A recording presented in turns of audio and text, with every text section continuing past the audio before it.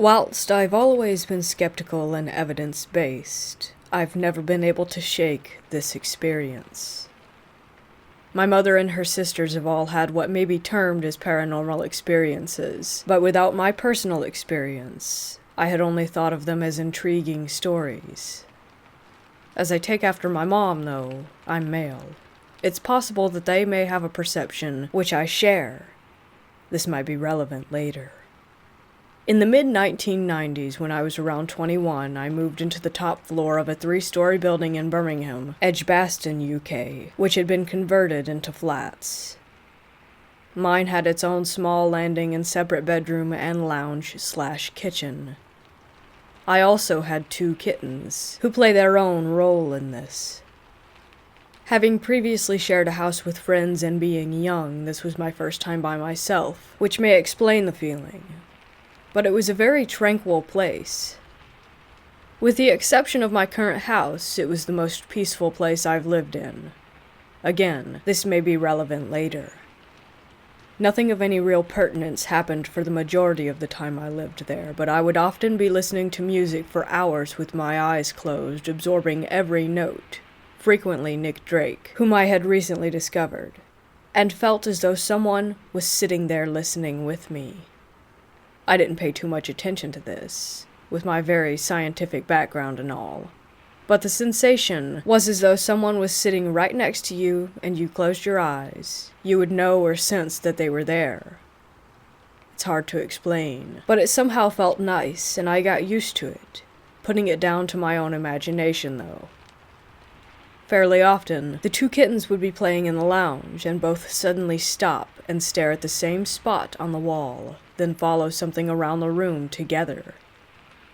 Again, I thought nothing of it for a while, but then realized that there was never an insect or reflection which they could have been looking at. Eventually, with the frequency of this combined with the feeling of a presence, whenever I saw them doing it, I would tell them to quote-unquote stop watching the ghost, although, of course, the tone in which I was using was very much tongue-in-cheek. Another curiosity with them was that they would refuse to enter the bedroom, or quickly leave if carried in there. It was something else I didn't pay attention to until much later. I had lived there for about 1.5 years and decided that I would save some money and share a house with someone that I knew. When I told the landlord, he commented that of all his properties, this one was very much an outlier and that no one apart from me had ever stayed there more than a few weeks or a couple months, and that I had been there 18 to 24 months. So, a few weeks before moving out, the first noticeable thing happened. At the foot of my bed is an outside wall with a small window to the left. As I lay down in bed one night, the only light was moonlight and a distant street lamp. I closed my eyes and realized that although dark, I could still see the room around me. I thought my eyes must be open, so I scrunched them shut to be sure. It sounds odd, I know, but I could still see, and was definitely not asleep. I was both marveling at and trying to understand whatever craziness this was when I had what I could only describe as an out-of-body experience. I began floating up toward the ceiling, stopping at a few feet away, and then floated toward the foot of the bed and outside wall. Admittedly, I was now in a panic, as I didn't know what was happening, but the overriding fear was floating through the wall and not returning, so I tried to shake myself back down somehow. I then had that falling sensation that you get in dreams, and the jolt when you wake up. Despite feeling like I was awake the entire time, I put it down to having fallen asleep immediately and going straight into a dream. A week later, and my final week at the flat, I went to bed one night. I closed my eyes and again could see the room around me. As I looked around again with my eyes closed, I was first excited at being able to repeat this, but then remembered the out-of-body experience. That worried me, so I opened my eyes so that it might not happen again, but also to know for certain that I was awake. As I looked across to the diagonally opposite corner of the room where the window was, I looked slightly left at the standalone wardrobe and saw the image of a young woman standing there about 12 feet away, staring at me. Her image was formed by misty white and dark shadow, and I saw that she had long, straight, shiny hair as a standout feature. And no, this is way before the original Ring films. I can imagine what some people might think. Of course, it scared the living crap out of me. I tried to put it down to tired eyes and the moonlight making the shape, but then she slowly made her way to the bed and, as best as I could make out, leaned over as if she were about to kiss me goodnight. With all my bravery and rational thinking, I pulled the covers over my head, scared out of my mind, waiting for something to happen. Nothing did, and I don't know how long I laid there waiting, but I eventually went to sleep. I thought that was it, and the next day put it down to an overactive imagination despite what I've shared above. I later moved out without telling anyone of this for fear of being labeled a crazy person. A few weeks later, I'm with my dad in his car one evening, and we drive past the house. We both look at it and notice the lounge light is on in the top floor window. He says it looks like someone has moved in already, to which I replied, thinking that he would just laugh and call me silly, "Yeah, either that or it's the ghost." To my surprise, he looks at me with a stern face and asks if I'm being serious. That worries me. He pulls the car over and says that it's really important, and he's deadly serious, to let him know if there's anything I should tell him. So I start relaying to him what I've said above, and he's obviously concerned. He asks me to describe her, and once I have, he replies, "Yep, that's her." I think I was more shocked at that moment than the night I actually saw her. He then tells me, "When I said where you had moved to, your nan wanted you to move out right away, but we didn't say anything to you as we didn't want to worry you. Your nan's next-door neighbor had a daughter, and she was murdered in that flat by someone she worked with one New Year's Eve. My nan's neighbors were roughly the same age, so this would have been the late 60s or early 70s. You just described her exactly," he said. And the police said that when they found her, she had not long had a bath and had been strangled with her dressing gown belt. One thing they remarked upon was how long and shiny her hair was. Still gives me chills, but this wasn't the end of it. At this point, I still hadn't told anyone apart from close family about my experience. I was trying to avoid the loony label. I was in my early 40s and working at a company as a software tester. As I say, my mindset is technical and fact-oriented. A guy starts on my team, 10 years my senior, but we have the same interests and personality, and we get on great. We're still friends to this day. A horror movie had just come out, so we're talking about it, which leads to talk of other similar movies, and then he tells me about a scary experience he once had himself.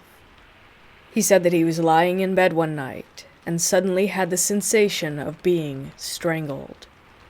He said it was so vivid that he swore it was real, but opened his eyes and no one else was there. He lived by himself in a flat. I asked him where this was. Same area.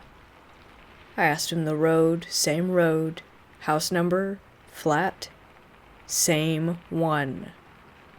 He'd lived there about 10 years prior to my stay in it.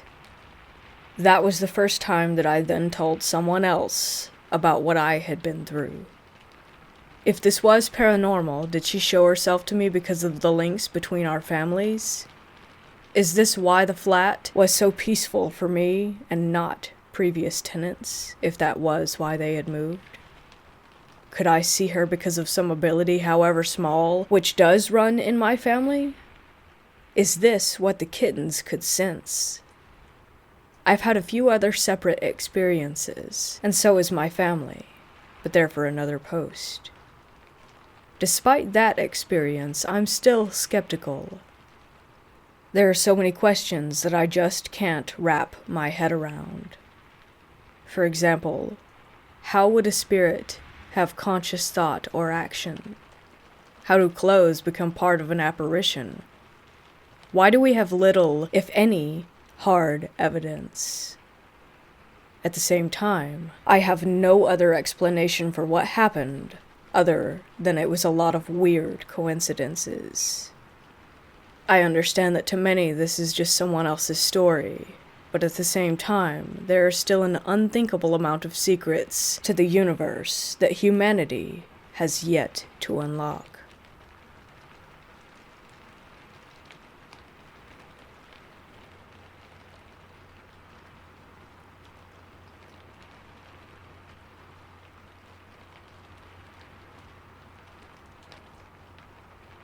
I wanted to start this off with a trigger warning, as it does speak of suicide.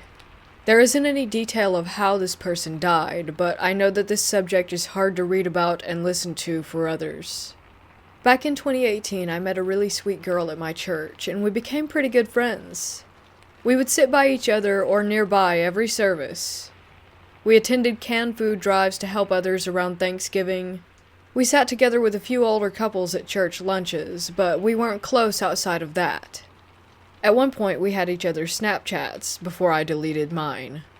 The week before my birthday, I went to church as normal, ate breakfast with another friend of mine and her kids, and made my way to the sanctuary.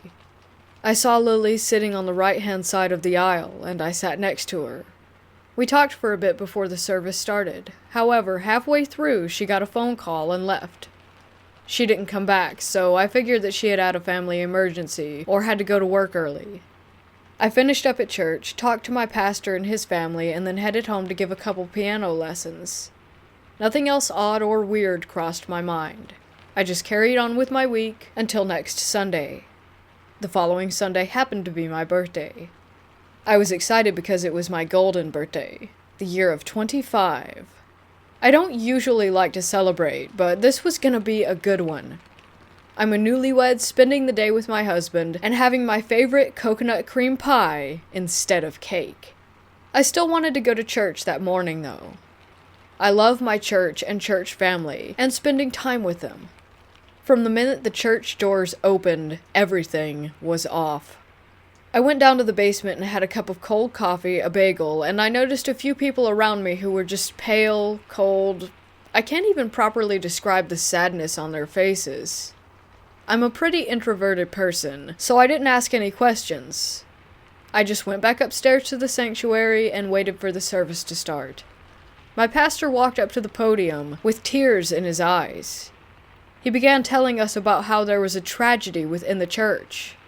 Lily had committed suicide the weekend prior, Friday night to be specific.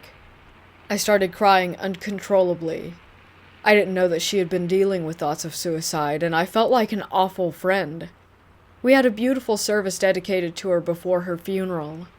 We all sang songs that she loved, prayed for her mother and family, and prayed for her. I left right after church. I went straight home. I didn't think about the details of her death, because it just hurt too much.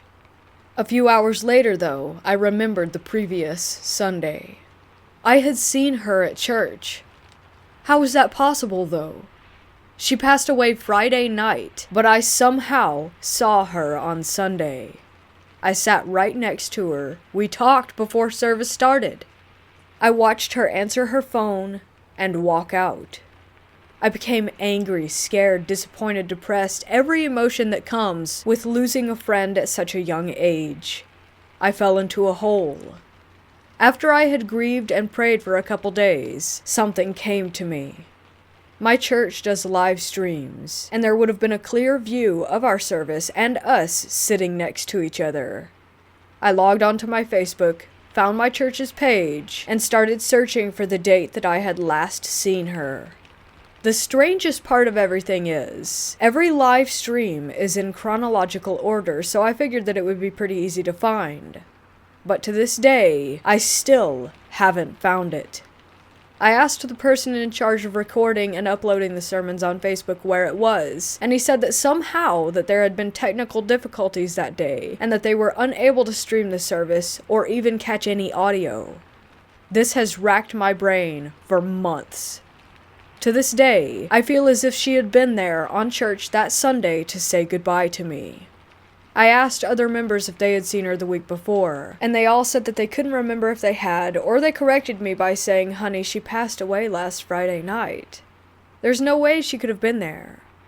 My church is fairly small, and we only have a morning Sunday service, so there's no possible way that I could have gotten my days mixed up. I've had many ghostly encounters in my life. Way too many for me to even count. I'm going to continue to write about all of them, because writing about it honestly is the only thing that brings me peace and sanity. This one hits the hardest, though. I wish I had more answers than I do, or some sort of proof. But I don't.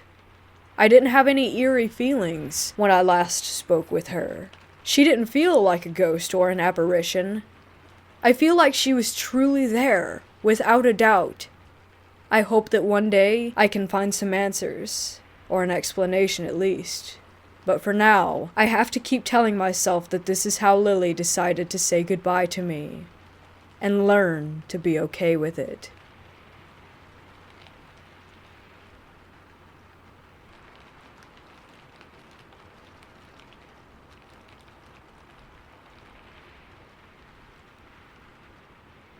I have an attic in my house, and ever since I was young, I hated going up there.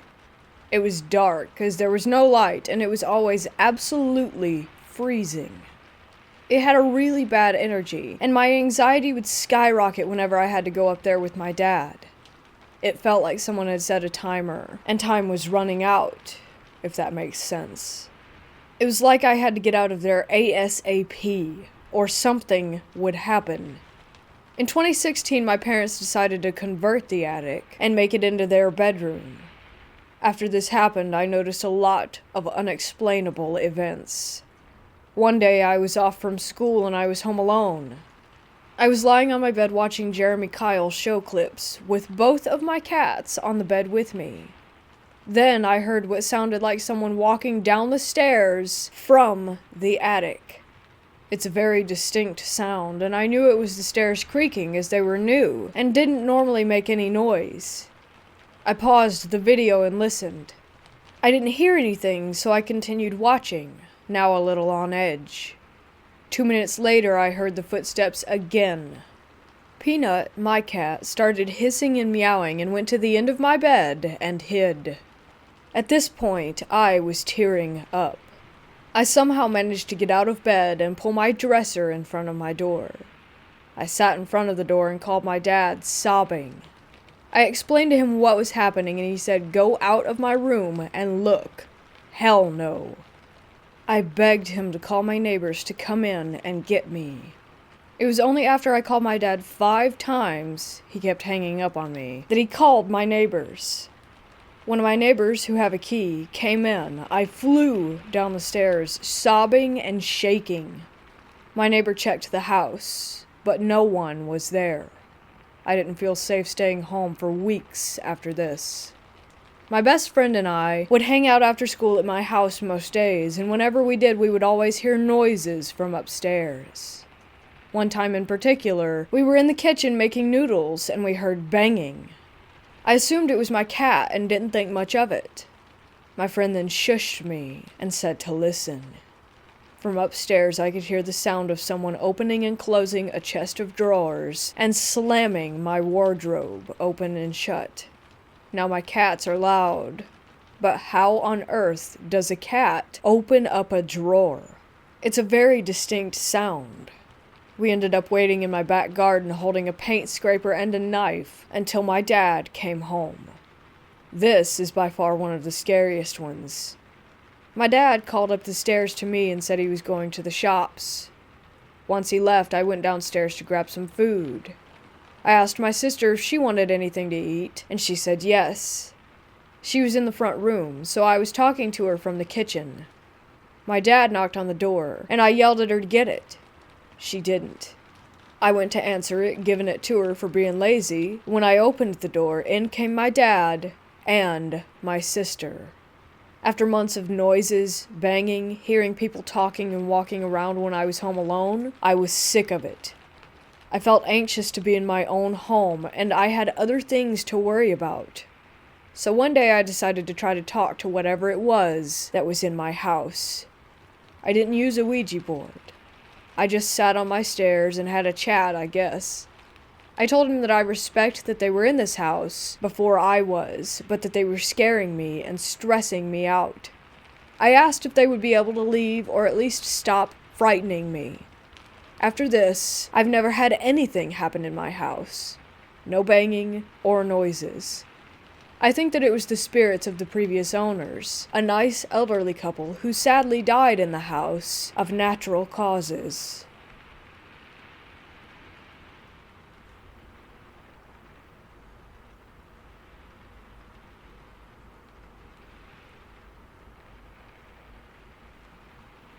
I have had many paranormal experiences throughout my life.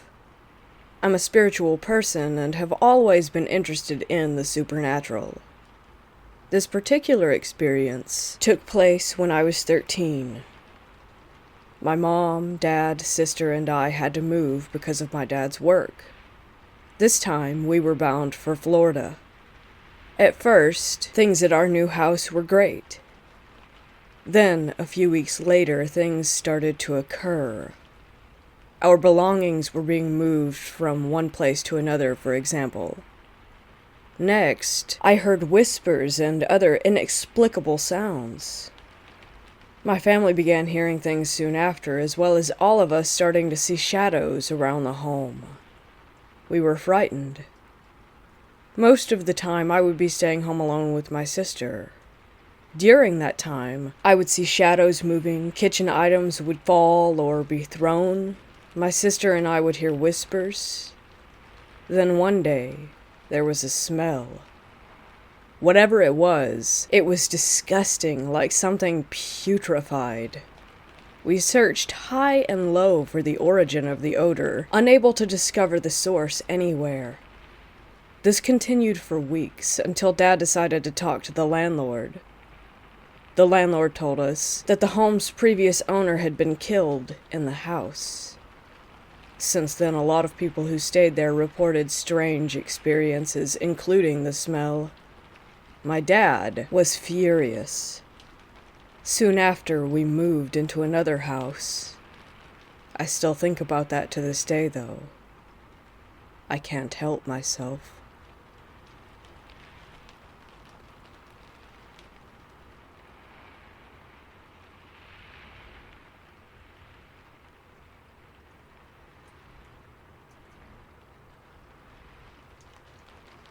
My mom and I moved into a house when I was in the 5th grade. For the record, I'm 25 now. And there was a room in the attic that looked like it was actually built to be part of the house and not some makeshift DIY room. The attic was also not your typical attic with a pull-down door, but a walk-through door. Anyway, the layout was that it made an L shape, and all wooden, and the room was obvious at the end of the L. We used the attic for Christmas decorations and whatnot. But anyhow, on with the story. I turned the room into my little hangout area. The only thing in there when we moved in was a wooden table with 4 chairs and then some weird bench that I hear was a bed, but it didn't look big enough. So me and my friends would always go in there to hang out, play games and whatnot. Well, one day I accidentally broke the table and was worried that my mom was going to be mad at me. I don't think she would have cared since the stuff was so old. But out of fear, I just grabbed all the stuff that I owned and left the room, closing the door behind me. I think I remember once going back in there a few years later, like 9th grade maybe, but never actually spent an extended period of time. I would always stack the Christmas decorations in front of the wall and door to it. The year before we moved, we decided to move everything into the garage after Christmas for my senior year in high school. That way we didn't have to deal with it when the movers showed up. We never used the garage anyway, but got rid of lots of stuff the year prior, so we had plenty of room. That was the last official time I saw the door. But the absolute last time I stepped foot in that house, the stuff was all packed away, on the truck preparing to leave, and I was doing one last walkthrough when I decided to go into that room and make sure that I didn't forget anything and leave it behind. I went to go to the attic, and it was missing. Nothing but a blank wall. Like there was no way a room could have ever even have been there. I was shocked and asked my mom, but she had no idea. I even called my friends to verify, and yeah, they all remembered the room, but she didn't. It was odd. Very odd. I never felt anything weird about the room at all. Like, I'm pretty sensitive to paranormal stuff, and this just seemed like some random room. The house, in my opinion, was haunted because a guy hung himself in the living room, but I don't believe that that was connected.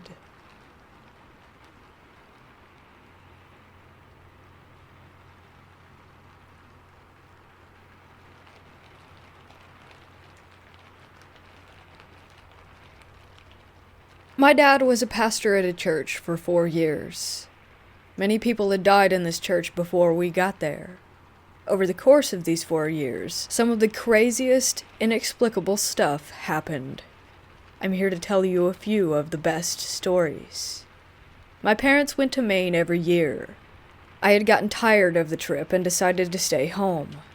I went over to the church to grab some snacks from the back of the old sanctuary. There were 2 sanctuaries. One was about 90 years old, and the newer one was about 50 years old. Anyways, I went to the back where the snack booth was.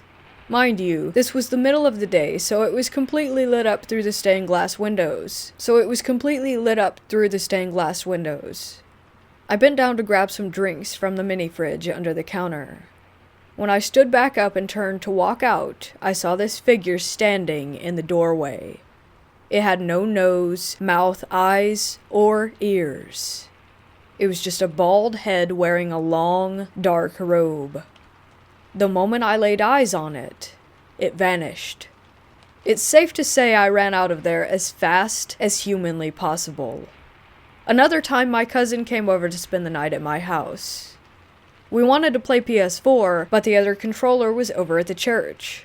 So we walked over there through my yard. It was pitch black out. When we opened the door, we might have made it 2 or 3 feet in before we heard the loudest, spine-tingling scream that I have ever heard coming from the back of the new sanctuary. We ran back outside and back into my house so fast. My cousin was on the verge of crying and kept saying that he was never going back into that church again. The church had a preschool in it. They would change out the toys in the classes every now and then so that the kids wouldn't get bored of them.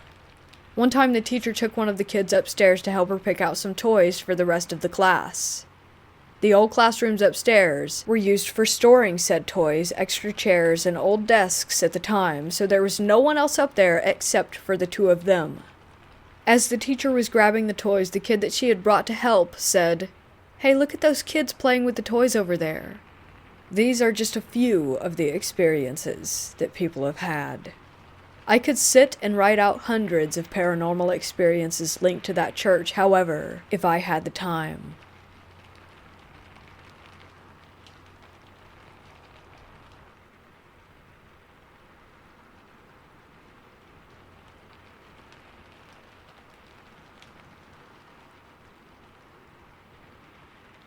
My first visit to this hospital was in 2018.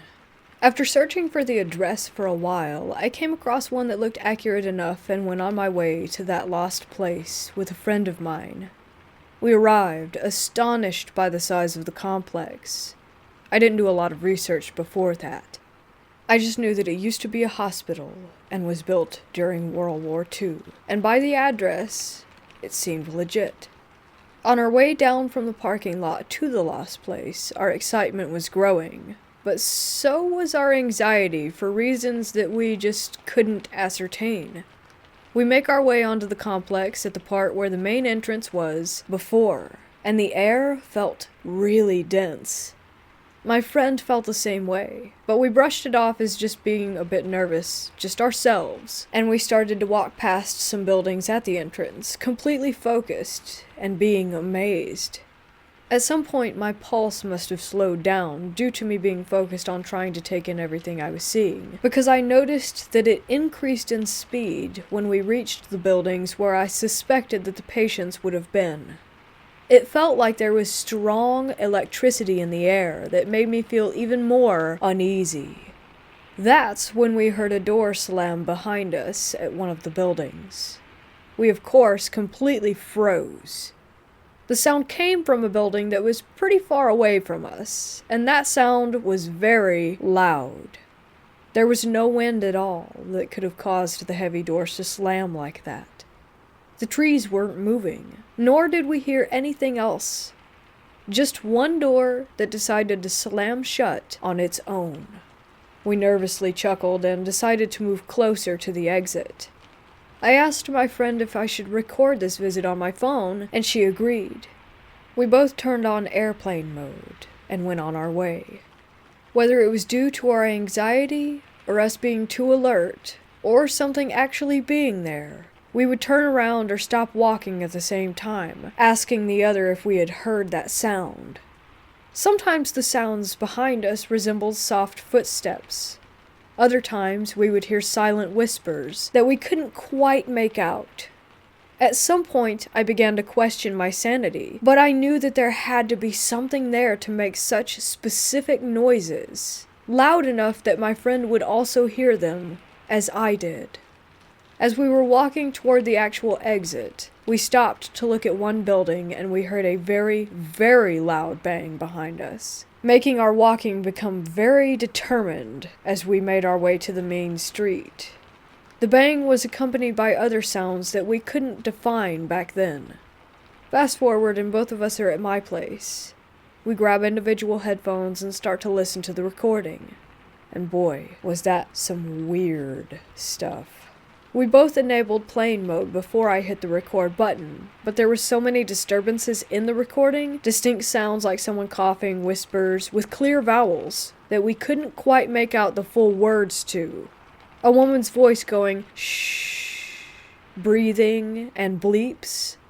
I have to admit that we were freaking out a lot. I was almost crying because I found it to be so chilling. The thing that baffled us the most was the loud bang that made us leave. I swear to you, it wasn't there. At all. Not the bang on the recording that startled us so much that made us leave the place, but silent sounds? You can hear us being startled and agreeing to leave immediately, but no bang could be heard on that recording, and it's still not there. I held my phone the exact same way that I had been since I started that recording.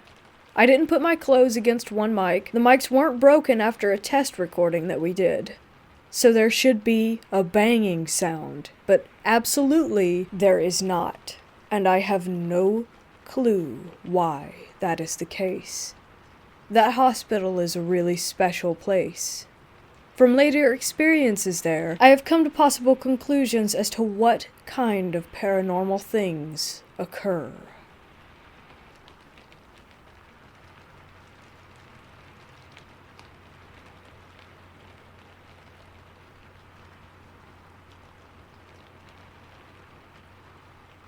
A few years back, my friends and I were at our church late at night playing D&D.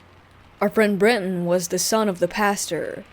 His name was Robin, and he was not only our pastor, but a licensed exorcist as well. It was 5 of us kids there. Brenton, Scott, Zach, Quashawn, me, and also Brenton's dad was in the building.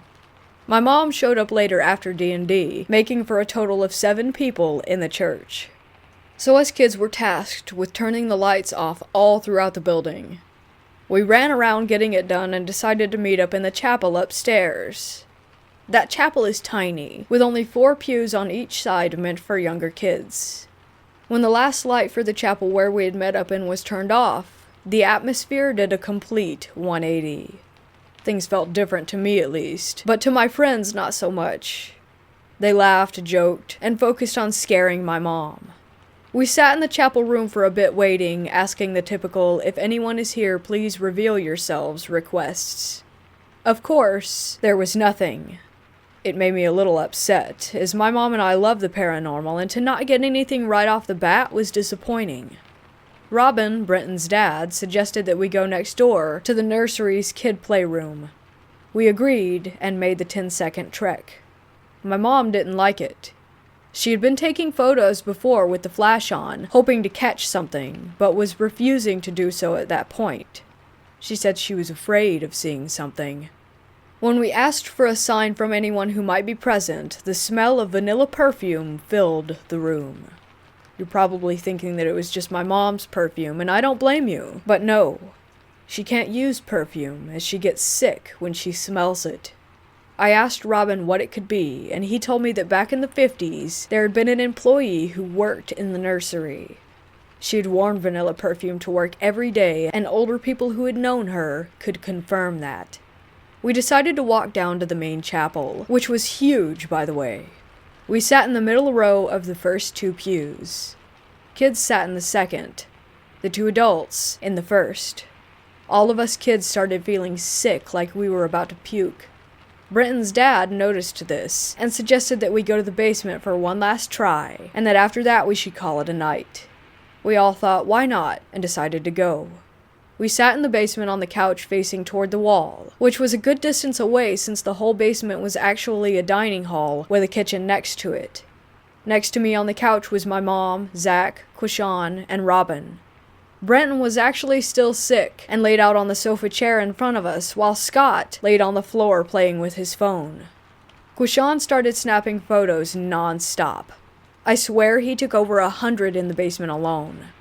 With every photo taken, there was a red haze that seemed to grow brighter and brighter. Then we heard clicking. It sounded like a light switch coming from the storage room. We were all like, I'm not checking that out. Send Scott. He shrugged and went to go check.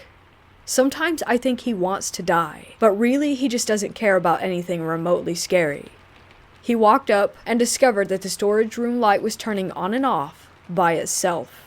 He called back to tell us that he thought someone might be in the room. Robin stood up and told him to open the door. Scott did as he was directed, and sure enough, the light was on. But no one was in there. Scott closed the door and walked back, laid on the ground, and got back on his phone like nothing strange was going on. Quishan was back at it again snapping photos, until one of the images made him pause entirely and say, hey Robin, can you look at this? Robin grabbed the phone, chuckled, and said, yup, that's something all right. My mom asked to see it as well, and then emitted the loudest scream ever before running behind the couch. I asked to look at it, telling her that she had to be overreacting. She yelled at me, and for the first time in my life, told me to shut up. I looked at the photograph, and right in the middle of the basement, clear as day, was a person standing there. He was old and bald, with a Catholic robe on and a red sash, arms by his side. I couldn't make out anything below his knees. I saw facial features and everything else, though. I looked up, terrified, fear of what I saw rushing through my body. I screamed, jumped up, and ran toward the corner. Robin rushed and turned the lights on, making my mom feel safer. We called it quits and went upstairs. We found old photos of the priest in the church's photo albums. Robin asked me to point out the man that I had seen, and I did. It was the exact man from the basement photo, but instead a much older photo of him when he had been alive. Robin agreed that he did indeed look the same, and so did Quishan, along with my mom. We packed up the D&D game, put everything into the car, and we all drove home. Sadly, we tried to recover the photos and transfer them to a computer, but all of the files showed up as being corrupted. After this experience, nothing else has happened, at least aside from one instance. Our friend's dad was leaving the church, so we did one last game night with no ghost hunt, where we played D&D for 6 hours straight. This was only a year ago. We were packing up the car. Everyone was outside talking. I walked to the front of the church, just reminiscing about all the good times that we had there, and how it felt like a chapter of our childhood was coming to an end.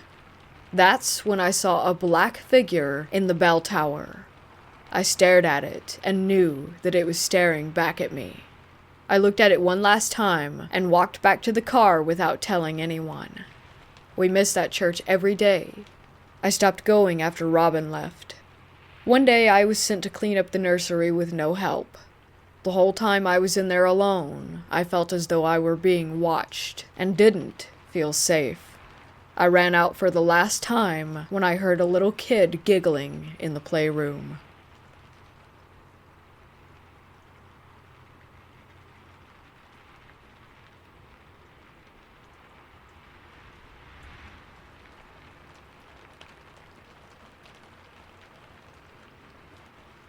I live in England in a 2-story flat, and I have always believed in the paranormal.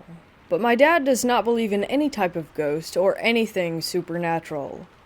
I never thought that this flat was haunted. However, as I got older, I started to feel uncomfortable by myself, and I saw shadows downstairs out of the corner of my eye. Now, there is an attic directly above our second floor, but there is no way for us to enter it, as you cannot access it from this flat. The only way to access this attic is by having a specific key that can open the attic, as it is council flats, which is above my neighbor's house. However, the attic above my flat is the only one which is blocked off, and there is no way to enter it. I have the last flat on the end of these 18 council flats. There are no neighbors above us, just the attic, which no one can access without that key, and they would still not be able to get above our flat. One night about 2 years ago, all of the family was in bed, and it was about 3 in the morning. All of a sudden, I heard something crash above. It was so loud that it woke all my family members up, and we all got up and stood on the landing together. After that bang, we heard 3 loud footsteps, and the sound of something being dragged behind these footsteps. It was so scary, as we know that nobody can physically get up there. My dad was not convinced that it was a ghost. He thought that somebody had somehow gotten into the attic, so he went outside to check if the communal attic door was opened. I followed him outside, and it was completely padlocked shut with heavy chains around the lock. I tried to explain to him, how can there be anyone up in our part of the attic when it's blocked off and impossible to get into?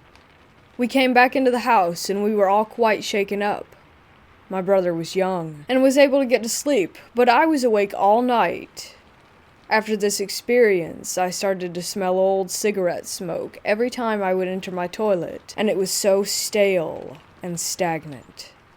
After the event, me, my brother, and my mom were going away on holiday, whilst my dad had to stay there and work.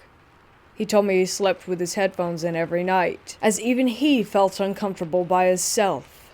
As a family, we still have no idea what those noises were, and since then we have heard many strange things.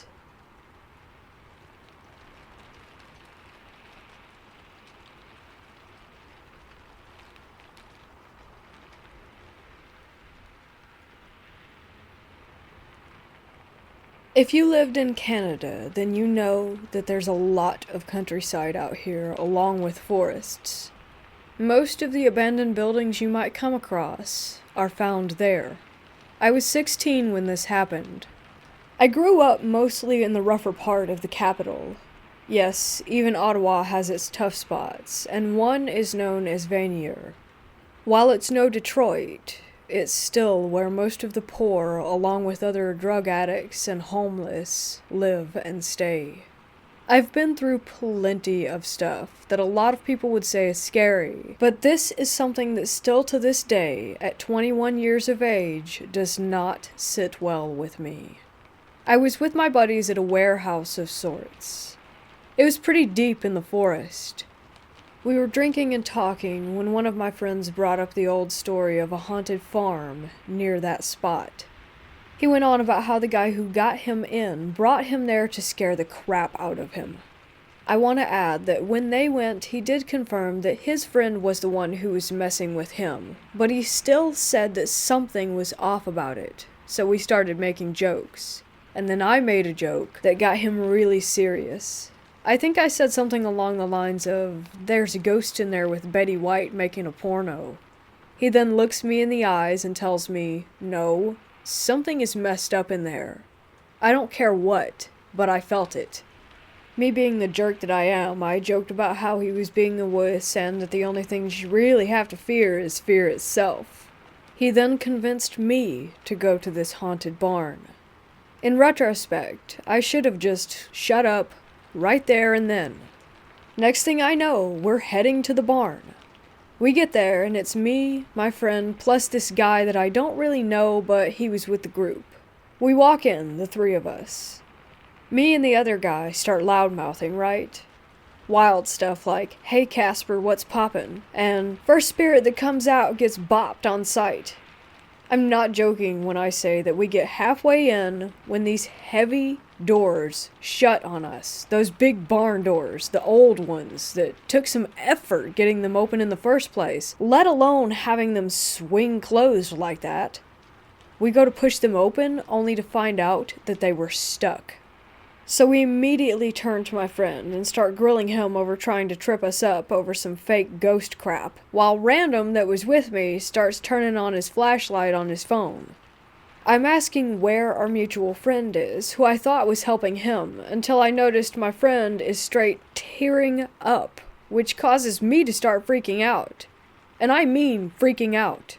I'm banging on the door, trying to get homeboy to help, while big homie is acting like a statue. I get a weird feeling on my shoulder. I start to freeze up, and all I hear to my side is scared, as if it were some kind of taunt. I spin around, seeing the same scene as from when I had started freaking. The guy pushing on the door, my friend staring off into nothing. As I'm asking if anyone heard that, the guy pushing the door starts spazzing, saying something in Spanish, I think. I grab him, telling him to calm down, while he's giving me this look like he just got shot. I'm sitting there trying to snap him out of his funk. Then my friend starts ramming into the door, over and over really hard. I thought he was going to hurt himself. It was dark. I can't tell exactly what was being thrown around, but I can tell you that a lot was going through the air. We just started hearing crashes from all sides. I even got hit with something. I still have a scar to this day on the left side of my chin and my left shoulder. Then, the screaming. It was like 3 chicks were getting cut up. It was awful. I won't lie, I'm not going to act tougher than I am. I started passing out for the first time, being the most bizarre feeling.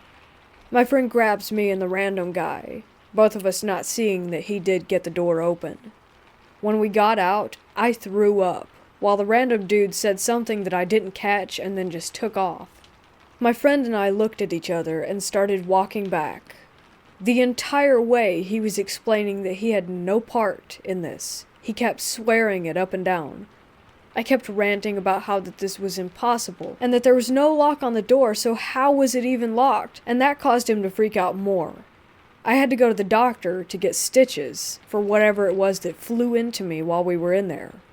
When I told the doctors what happened, which I had to say what happened, but really I should have just made something up, because it could have been anything. And when I told them what did happen, they looked at me as if I were crazy upon my explanation. They actually made me go and see a shrink for a bit, due to my outlandish claims. After a while, they let me off the hook, thinking that I wasn't crazy. All I know is that I was sober that night. Last time I checked, 2 beers don't make you trip out. And random dude is refusing to tell us why he was screaming. Now, for a bit of comparison, when I was 15, I had a shotgun pointed at me and then pressed into my stomach, being threatened that they would pull the trigger. But that's simple. I'm about to get blown up, and that's gun plus angry dude equals body.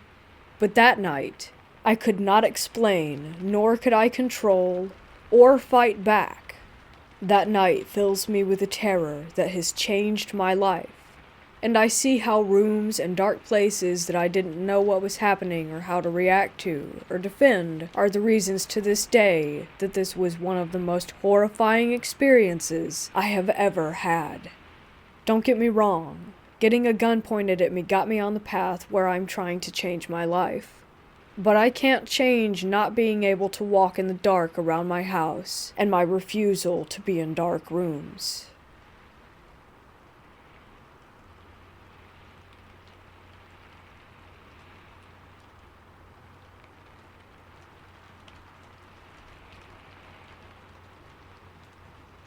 Since the pandemic, the church my parents attend has been recording their Sunday morning worship earlier in the week, and then the minister will edit and publish it on social media on the actual service day. This past Wednesday, we recorded the worship music. I'm one of the 3 singers that we have, and my mom is the pianist. While in the middle of recording our first song, we all hear a man yell, "Stop." I look over in the direction that it came from, somewhere off stage to my left. See nothing, and then we just finish up the song. After we finish the song, one of the other singers goes, "Did you hear that?" All 5 of us, including our other instrumentalist, my mom, and the 3 singers, all said yes. The saxophone player was suggesting that it was a wrong note that we had played, or possibly a weird squeak as the building settled. None of us were really convinced, though. Fast forward to this Sunday. My mom and I watched the service and realized that the noise couldn't have been from the sax because the sax has a microphone and would have been very audible on the video. We noticed where the 2 of us looked over at the noise, and we even replayed that section a couple of times with the volume raised. Both of us could hear it, just barely, beneath the sound of the music. This was by far the freakiest thing that I have ever experienced in that church, and none of us will ever be finding ourselves alone in that building again.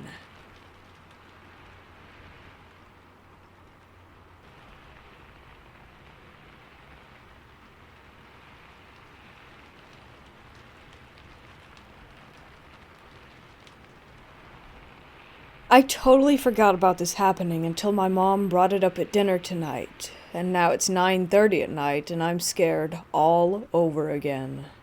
This was back in high school, either my freshman or sophomore year.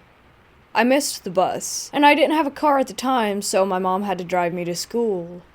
The road my tiny neighborhood, more like a glorified cul-de-sac, was off of was a long stretch that had only one equally tiny other neighborhood and a few houses here and there. It was 6 a.m. or something and still dark outside, and it was colder than a witch's tit. As we were pulling out of the neighborhood, my mom and I both saw these 3 children in blue and white private school uniforms standing side by side, shoulder to shoulder at the entrance of the neighborhood on the sidewalk. It was either 2 girls and 1 boy or 2 boys and 1 girl. I didn't remember the ratio, but the girls wore a blue and white skirt/dress outfit and the boy wore a blue short-sleeved shirt with khaki shorts. This was weird for a few reasons. 1, it was 40 degrees outside. They looked like they were dressed for the summer, and they didn't even wear coats or anything. Secondly, there were 2 schools in the area, but not a private school till the next town over, and the blue and white weren't the school's uniform colors. Third, what young kids just stand there in a single file line not doing anything but staring? No joshing around, no nothing? Yeah, right.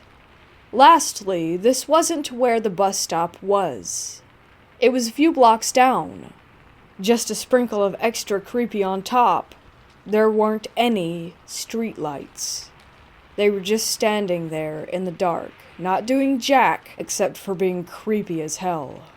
They were on the corner on the right, closest to the passenger side where I was obviously sitting. And of course, we were turning right. As we got closer, I thought that at first they didn't have faces, but it was just too shadowy and dark out, and the headlights only shone under their shoulders, which is how I can remember the outfits so vividly. Then we got closer, and I was relieved to see that they did have faces, but then got completely freaked all over again when I saw that their eyes were all black. Like supernatural Sam and Dean fighting demons, all black. My mom saw it before I did, and she put the pedal to the metal and hightailed it out of there. I remember trying to look back and see them, but I couldn't since it was too dark. My mom didn't go back home until the sun rose, and it was bright enough to not be afraid anymore. Of course, no one believed me at school, and my siblings thought we were just full of it, but we know what we saw. We never saw them again after that, though. I thought that they were spirits, but after a few months, I heard about the black-eyed children on YouTube, or something that made the connection. We moved shortly after that due to unrelated reasons. This was 3 or 4 years ago, and I had blissfully forgotten all about it until my mom said, "Hey, remember when?" And now I want to die. I hope that my irrational anxieties and fear around children that are small enough for me to punt across the soccer field is amusing at least.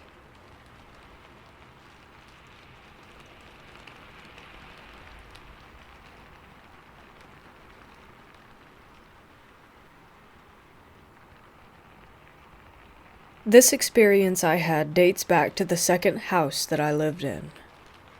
When I was about 13, my Nan moved in with us following my granddad's death, and with the sale of the two houses, we managed to move into a fairly big house with a massive garden.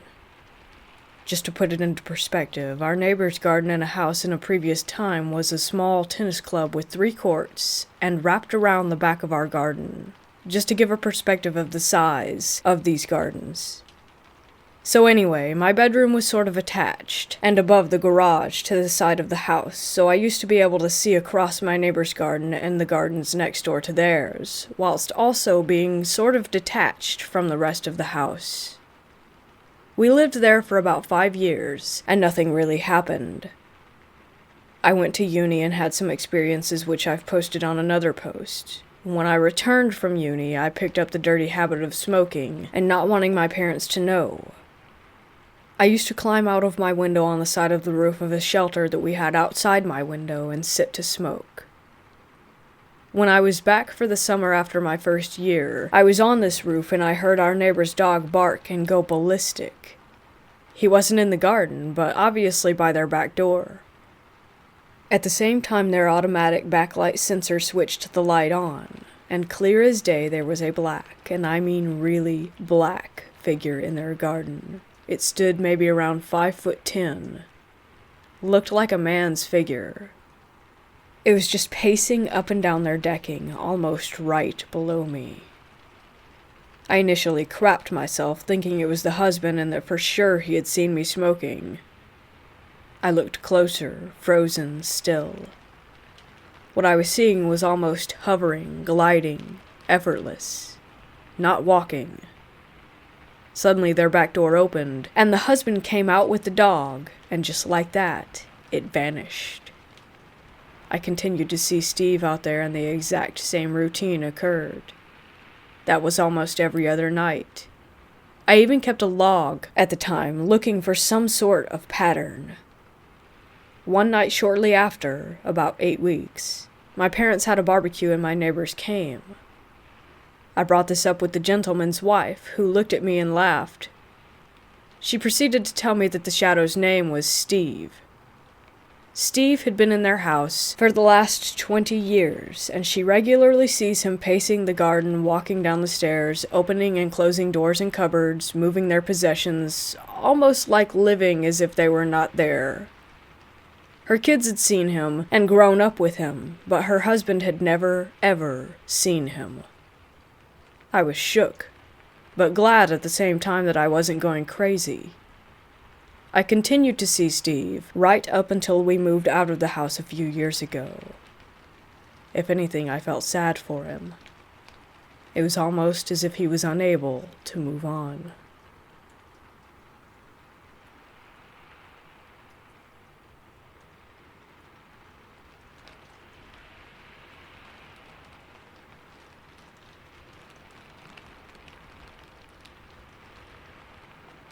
My family and I moved into a new house. It used to have an attic, but it's been sealed off. After a couple of months into living in this house, sometimes I'm just watching TV and I hear scratching from the roof. I just play it off as a bird, as they're common where I live. After 3 weeks, the scratching has gotten worse and more frequent. It's like it's trying to scratch its way out of the roof. By the way, the attic entrance thing is above the outside of my sister's room. One day my sister tells my dad that the seal is open. My dad gets confused because it was supposed to be sealed off completely. My dad goes to close it and realizes that it's really hard to open and close, so whatever opened it was strong. That's when I start to get skeptical. The same night I go to get some snacks from the fridge, I open it to find out that they are all gone. I thought my siblings must have eaten them. In the morning, my parents are going on about a missing cake. The cake was supposed to be for my niece's birthday. They asked if I had anything to do with it, and I said no, along with all my other siblings. I was getting really suspicious about the attic, so I built up the courage to go and check it out.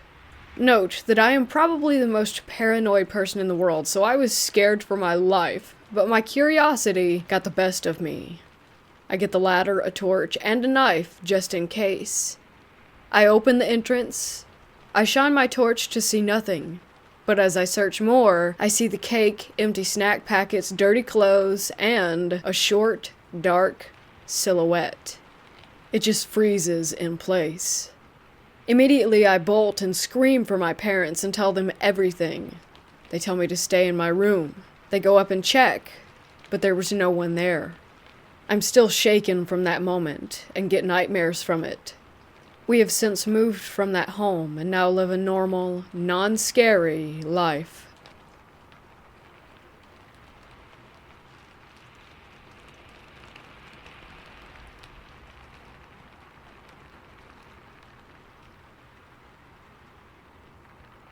I'm a die-hard agnostic skeptic with an open mind. I believe that anything is possible, but I want a logical and preferably scientific reason behind that anything. The last 10 days, however, have been absolutely insane. It started when I was a little kid. In my memories, I see kids between the ages of 5 and 11 with solid black eyes and smiles too big for their faces. I had a bad childhood, so I just figured they were added memories by an imaginative mind, because that's the answer that solidly fits my skeptical scientific worldview. Last month, I started seeing a girl. She told me about her experiences with sleep paralysis and shadow people. I explained to her that it was a rational experience caused by being in a hypnagogic state. Then she brought up the Cheshire Cat kids. Her recollections matched mine as a child. It was unnerving to say the least, and she and I spent almost an hour discussing the most minute details about them. Our stories matched. So, she does acid with her friends about 10 days ago, and told me that she stepped outside. A group of 6 of them were waiting for her. They showed her scenes from my life that were my darkest. She described them to me too accurately for her to have heard them from a second-hand source, which would be hard to do anyway, considering that I don't like sharing such detailed information. They then told her that I was going to die soon, and that she should stay away from me. This has put a monkey wrench into one of the most promising relationships of my 25 years. Since that night, I have nightmares of them coming into my room, licking my forehead, and showing me the memories of my past as if they were happening in that moment, complete with smells, sounds, sights, etc. I have written this part off as my subconscious mind reacting with my long-dormant PTSD, but they got more and more vivid. While this is happening, she has been distancing herself more and more. Last night was the weirdest part of the tale, however. I was driving down a windy country road to calm myself, and a pair of headlights flies from around a bend and runs me off the road, almost into a tree. When I looked, however, there was no car, and the headlights extinguished after passing me. I'm chalking all of this up to anxiety-started delusions and possible schizophrenia, but I cannot explain how she knew what she did, and why all of this is suddenly happening.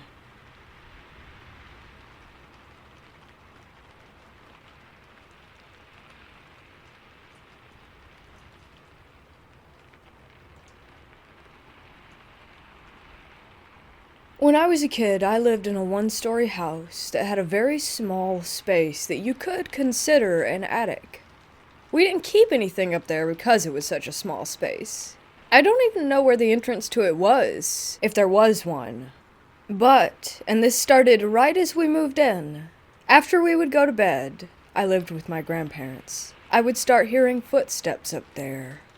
I knew they were footsteps, because they would move in a rhythm and go from one end of the house to the other. I lived in that house from when I was 8 to 12 years old, and this happened every night. I repeatedly tried telling my grandparents about this, and they always said it was just the house settling. I was never able to sleep well as a kid, so while my grandparents would be asleep as soon as 8 p.m. struck, I would be lying awake in bed staring at the ceiling. It was always the most terrifying when the footsteps stopped right above me, like right over my bed, and then in a few seconds to minutes they would walk back to some other location up there.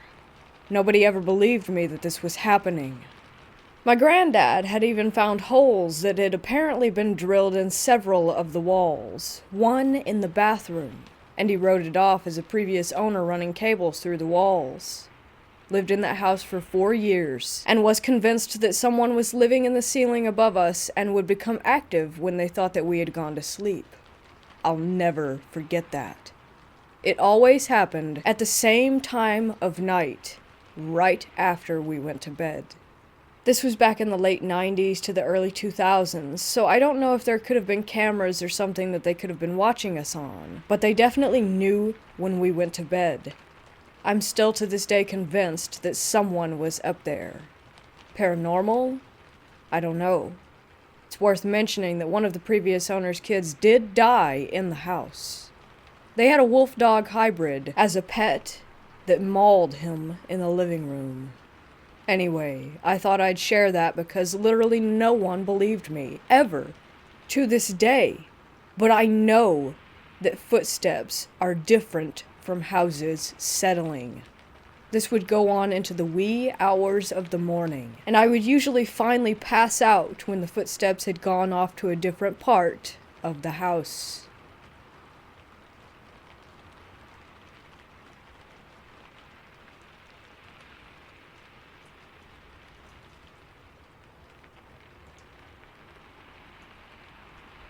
I'm a sheriff's deputy in a fairly busy county.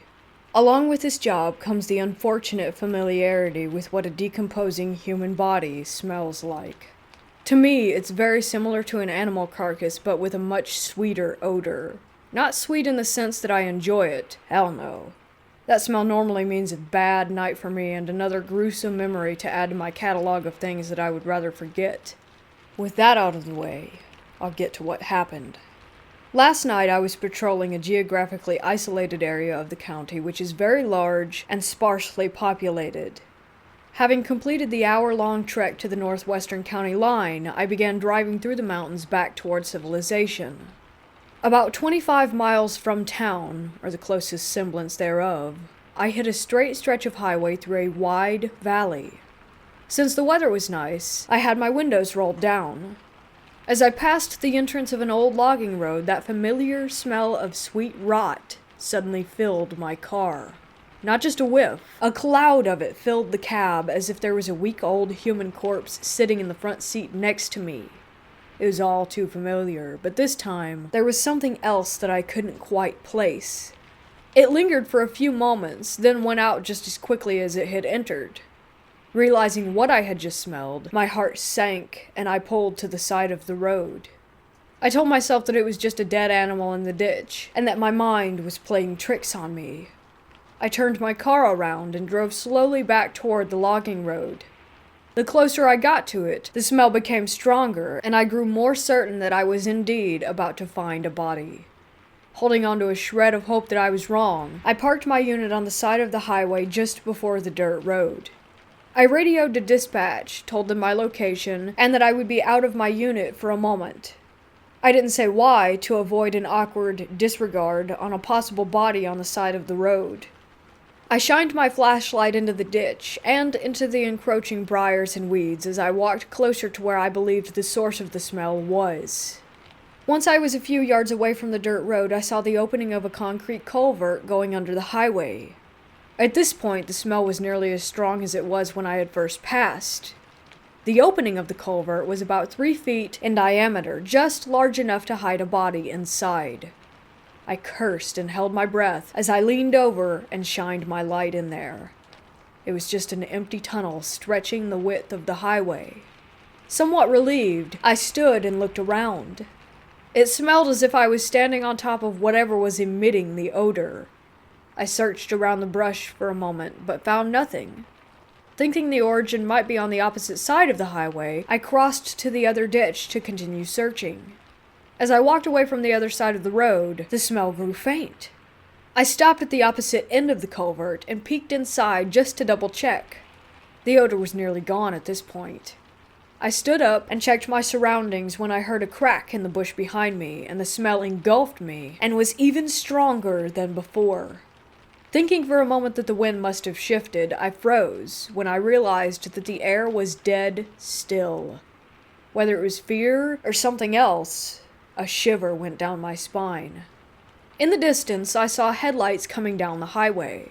As the car came near, the odor seemed to move away further into the bushes toward where I had heard the crack. The car stopped, and the passenger rolled down the window and asked if I was all right. I lied and told him that I was. I thanked him for checking, and walked briskly back to my car as they drove away. Then I got the heck away from there. Once I was able to get cell service, I called my friend who was patrolling the opposite side of the county. I explained what had happened, trying not to let on that I was spooked. Once I was done, he paused for a moment, then asked about the unusual hint of something which accompanied the smell. He asked if it was sulfur, and I put two and two together. It was sulfur that I had smelled. I asked if he thought that I had found a demon in the middle of nowhere, to which he simply responded with a concerned yes. A little background on this guy. He is the son of a missionary and has been around the world. He has seen, rather smelled this before, and told me that it was a very concerning experience. This spooked me even more because his responses were very out of character for him. There's always the chance of a very scientific explanation, and I hope that one is out there.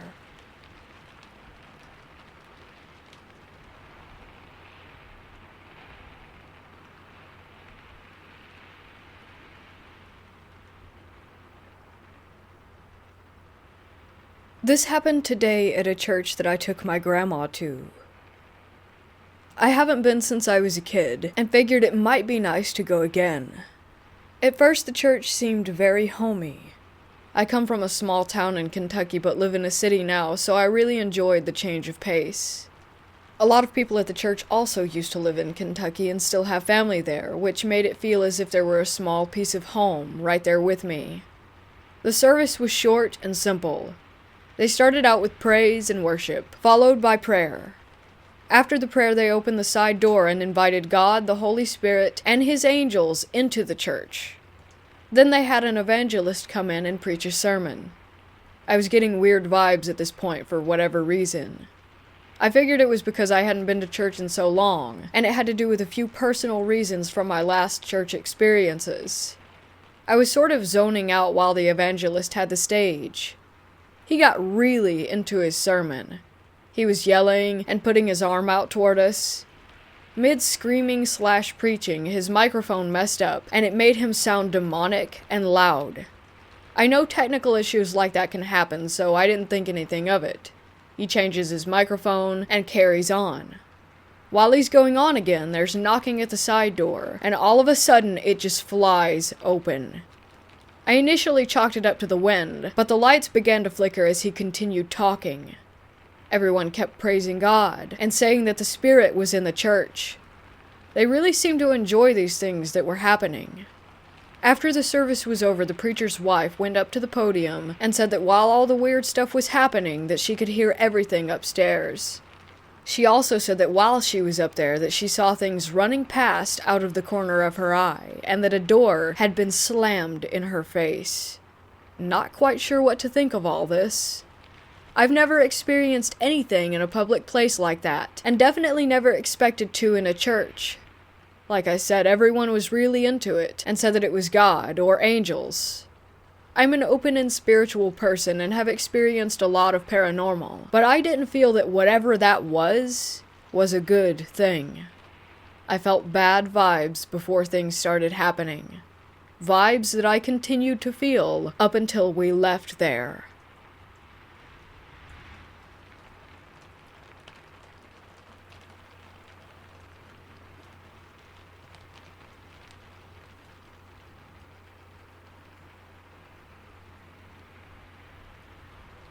In Europe, medieval churches can have grims. Grims are the spirits of animals that were buried inside them to be their guardians forever. I'm an occultist, as in studies the secret properties of things, not will sacrifice your goat to Satan, and a paranormal investigator, and thought that it would be good to pack a grim on a trip to a local church that seems to have attracted some weird entities. So I said a prayer asking for any grims of redundant churches with nothing better to do to pop in when we got there.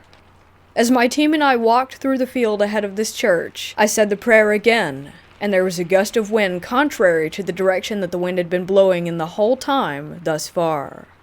It was also much stronger than the pre-existing breeze. It moved the tops of the nearby trees with an audible whomp sound, and tore away a few loose branches.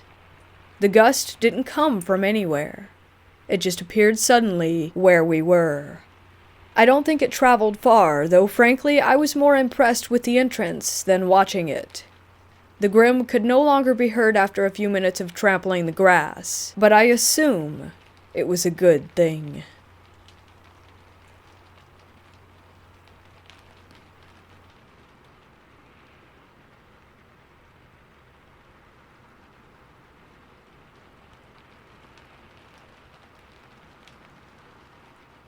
When I was like 13, my mom and her boyfriend had to go to the hospital, and no one would be able to get my brother to the bus stop the next morning because they had to stay overnight. So, I got to miss school the next day to take my brother.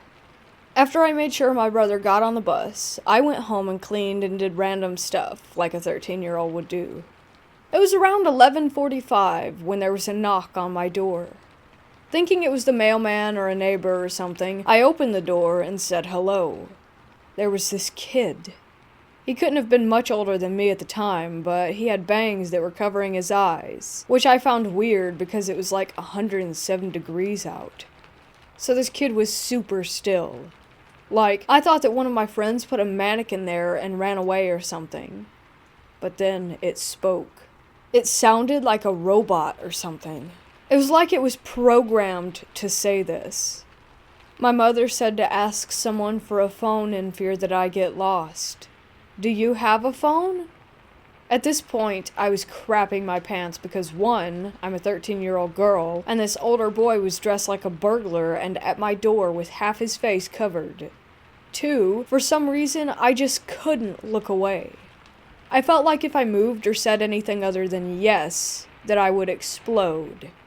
And 3, I saw 2 other boys around the same age standing in my driveway dressed exactly the same way as the one in front of me. Baggy jeans, dark hoodie, and scruffed up Vans. I began to stutter and shake my head.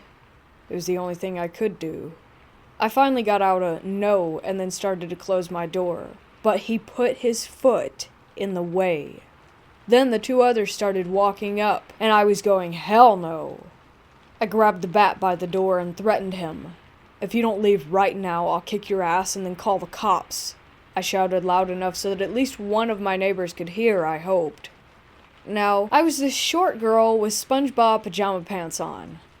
I was in no way intimidating. Then he moved his foot and stepped back into the middle of the other 2 perfectly.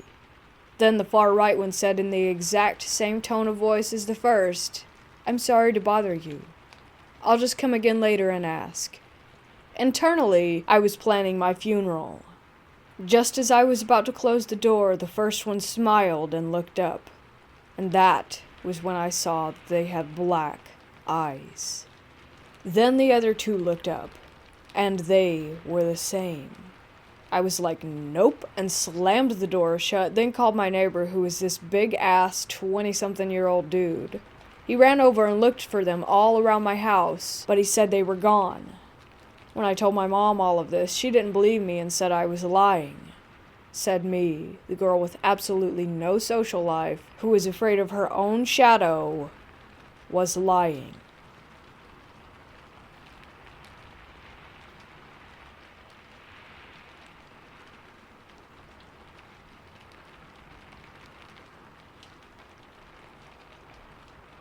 This paranormal encounter took place at the hotel I worked at last year. I was 20 years old working at a small mom-and-pop hotel in Ontario, California. I had worked there for some time before I started to stay there for a few months. The owner taught me everything that I needed to know so that I can run his business while he went on a business trip to Africa. Mind you, I didn't have a car, so my only option was to stay there and work around the clock if need be. I didn't have to pay for the room, and I got to wash my clothes in the laundry room. There was a grocery store in walking distance, and restaurants all around me where I could get food at a discounted price since I worked at the hotel. I thought this was a sweet deal.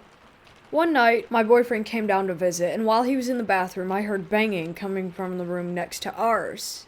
Then, I heard scratching on my walls. I told him to stop playing, and he didn't even know what I was talking about. The banging continued all night, so I called the front desk and told them that the people next to me were loud and that I had to be up at 6 to go down there to work. She was quiet for a moment, and then she told me that she hadn't rented out the room next to mine. Mind you, I had an end room. I quickly ran outside to see if the curtains were open or closed, and they were open. I could see right into that room, and no one was there. I had never been so creeped out in all my life. I decided to sage the room to get rid of any bad spirits or energy, and that worked for a while, until it didn't. The next time, something demonic happened. I was asleep and kept hearing whispers in my sleep. I hate whispers with a passion, and they creep me out to the fullest. So I sat up in bed and I was looking around the dark room, and in the corner of the room, I saw white, glowing eyes staring at me. I felt frozen by its glare. I could see its body and saw that it was crouched down, holding its knees. Then I saw more shadows appearing closer and closer. I went to turn on the lamp next to the bed, and it didn't cut on. So my next thought was that I needed to run outside and get to safety. It took all the balls in the world for me to get up and do that. I was so scared that I couldn't even feel my legs. All I could feel was the cold wooden floor beneath me. I got to the door and flung it open, only to see that the bedroom curtains were on the outside of my room's window. The sky was black, and the clouds were a dark green with gray tint. I was mortified to realize that I was still asleep, and that I hadn't actually woken up. I looked back inside the hotel room and saw myself asleep in the bed. I screamed bloody murder, and that's when I jolted awake for real. I said a prayer and went back to sleep. The encounter that followed was even worse. Yet again, I could hear things in my sleep. I was terrified and couldn't move any part of my body. I began to pray in my head as loud as I could, only to wake and feel my body slam on the bed as if I had been levitating. I called my grandma the next day, and she said that it was a demonic attack. I got my car shortly after a few days later, and never stayed in that hotel again.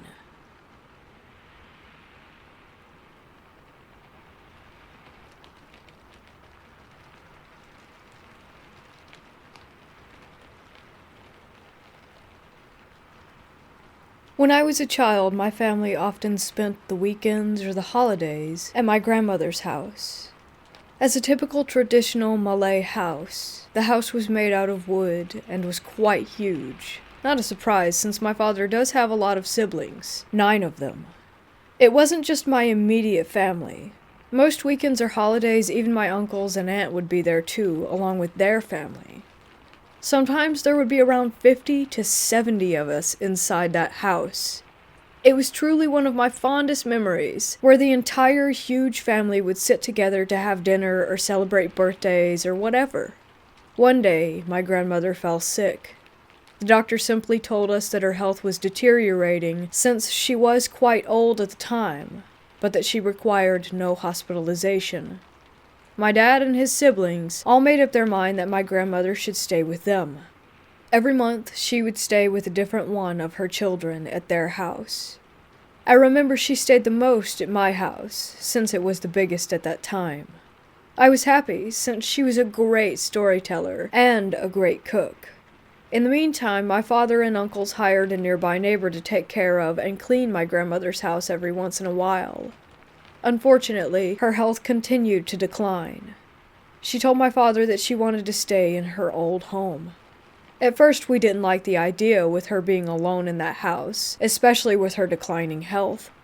After much discussion, my eldest uncle decided to build a house directly in front of my grandmother's house for him to stay in. In the meantime, they would rent a nearby house so that he or my cousins could visit her every day. My father and his siblings also agreed to hire a nanny for my grandmother so that she would never be alone. Fortunately, despite no one having been staying in the house for about 2 years, it was relatively clean. It had been almost a week since my grandmother returned to her own home. The weekend was coming, and my father decided to bring back the tradition of staying at my grandmother's. That Friday night, around 2 of us were there, and that night strange things began to happen. The first to notice that something was off were my cousins. They were all the daughters of Dad's youngest sibling.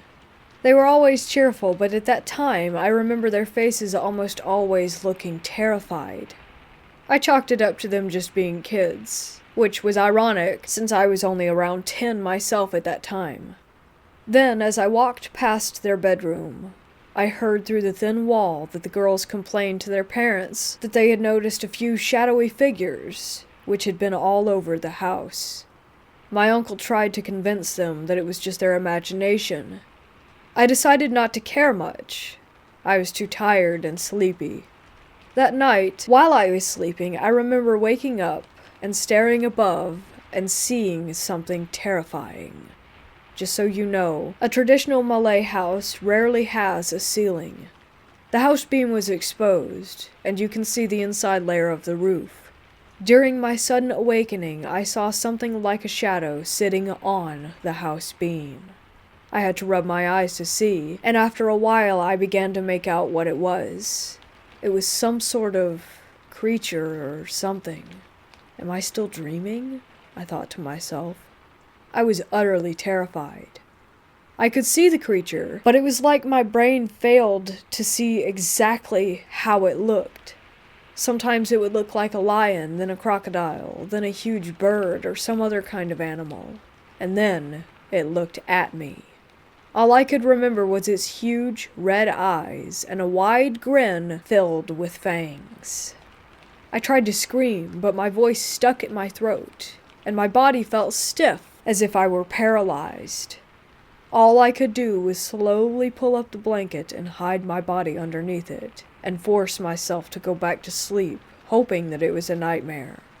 The next day, as I sat alone at the stairs, trying to get rid of the memories of what happened, from the corner of my eyes I could sense that someone or something had been peeking out from the toilet area looking at the living room. It appeared to be a child, or was the size of a child, with pale, gray skin. Another time I was sitting in a chair in the living room. At first I thought it was just my imagination, but it happened throughout the day and the night. That same child. Then I heard my aunts talking with each other. It turns out that I wasn't the only one who had noticed it. The entire family had seen it too. Or rather, we could only see it through the corner of our eyes. When we all turned to look at it directly, it disappeared. Some decided to check it out themselves, and yet nothing would ever be there. My uncle quietly told us that when a house was abandoned, there will always be something that will live there. That house had been abandoned for 2 years before, so obviously something had moved in, and we were all simply intruders. He told us that if we didn't bother them, they wouldn't bother us. That night we all prayed together, as well as recited some holy prayers. Yet I could still see the little stalker, and I could begin to notice a few shadows around the house that did not belong to the furniture or to the other people living there. Worse for me was at night. I woke up again, and this time the thing was already grinning at me with what I assumed a hand or finger poking at my cheek. It didn't feel solid at all. It felt more like a cloud of smoke. Again, I tried to scream, but my body felt stiff. Like before, I could only slowly pull my blanket to cover my head and force myself back to sleep. I never dare to sleep at that house ever again. Anytime we ever went back to my grandmother's house, during either weekends or holidays, I simply stayed at my uncle's house that was right in front of it. Yet every time I entered there, I could still sense the small figure poking its head out from the bathroom wall and the shadows that would be moving around. My grandmother passed away around 8 years ago, and since then we never have had reason to stay at that house.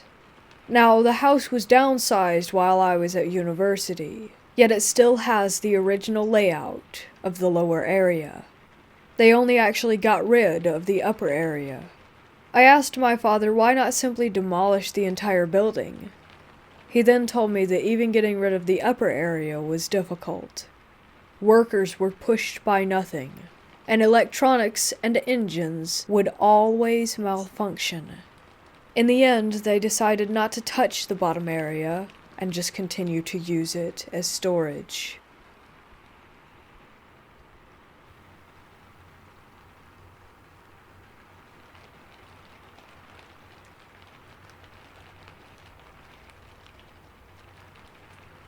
I'm employed as a policeman, and I work the night shift in a tiny little town.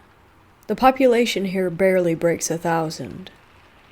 Needless to say, I know the town well enough to be able to tell when something is wrong. Near the center of the town, there's the old school they used before they built the new elementary and high schools. The building is listed as a historical site and can't be demolished, but due to asbestos, renovations would cost the town too much to be worth the work. This school sits within feet of the public library, and behind it sits the town's fairground. It isn't an official fairground, but every year they had bull riding and small shows that they would put on for kids during the summer. With all of those details out of the way, I will explain what happened. I noticed the backlight to the library on, which is not normal since it wasn't on all night, and it isn't a motion light, so I parked on the north side of the old school grounds. I walked through the fence and had to pass the school to get to the library.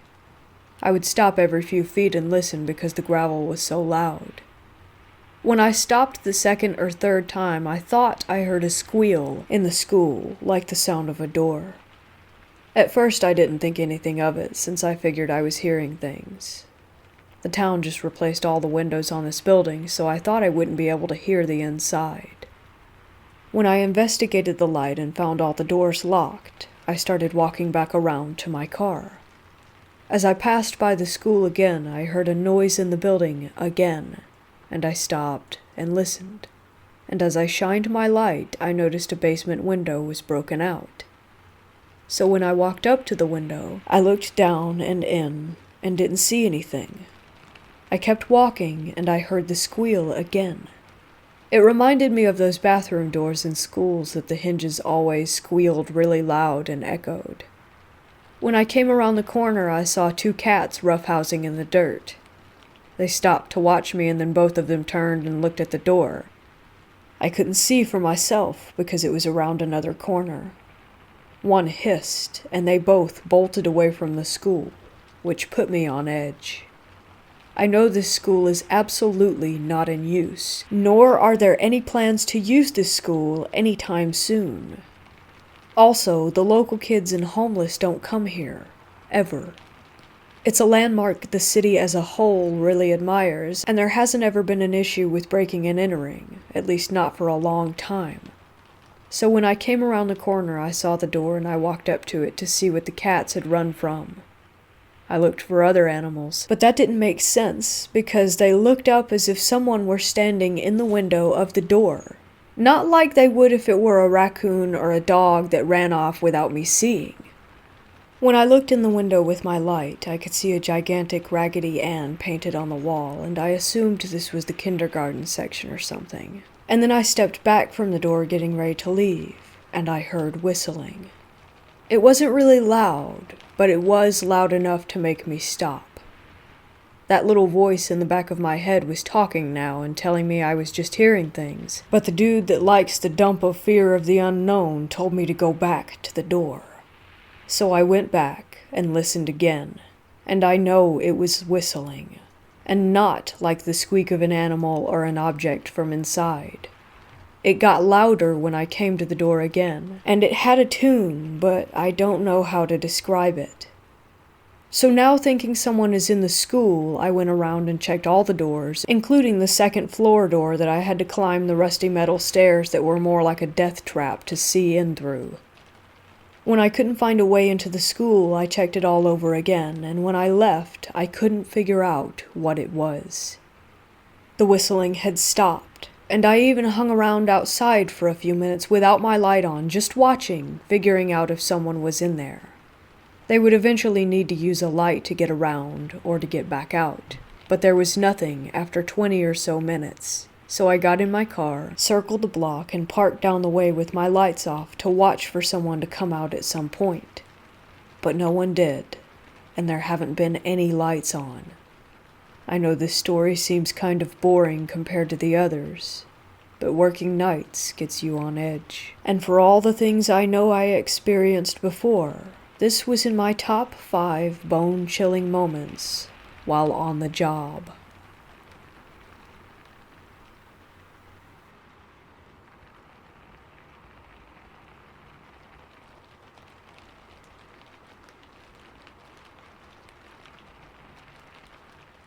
I live in a small town, and things like rumors tend to spread pretty quickly since folks around here are incredibly nosy beings.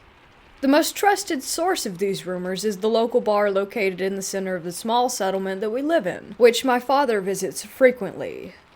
It is right by the school that I go to. Anyway, 2 weeks before all this bullcrap started, he came back with quite the story. It is said that something off has been going on with our town's graveyard, which is right by these creepy old woods a little bit away from the town itself. Usually takes 20 minutes to get there by car. Apparently, drunkards there claim that there's a medium disguised as a homeless man hanging around the woods surrounding the graveyard, and that sometimes he can even be found by the graves eating bread. At first, I didn't believe it, so me and my friend decided to walk to the graveyard and hang around there trying to find that guy.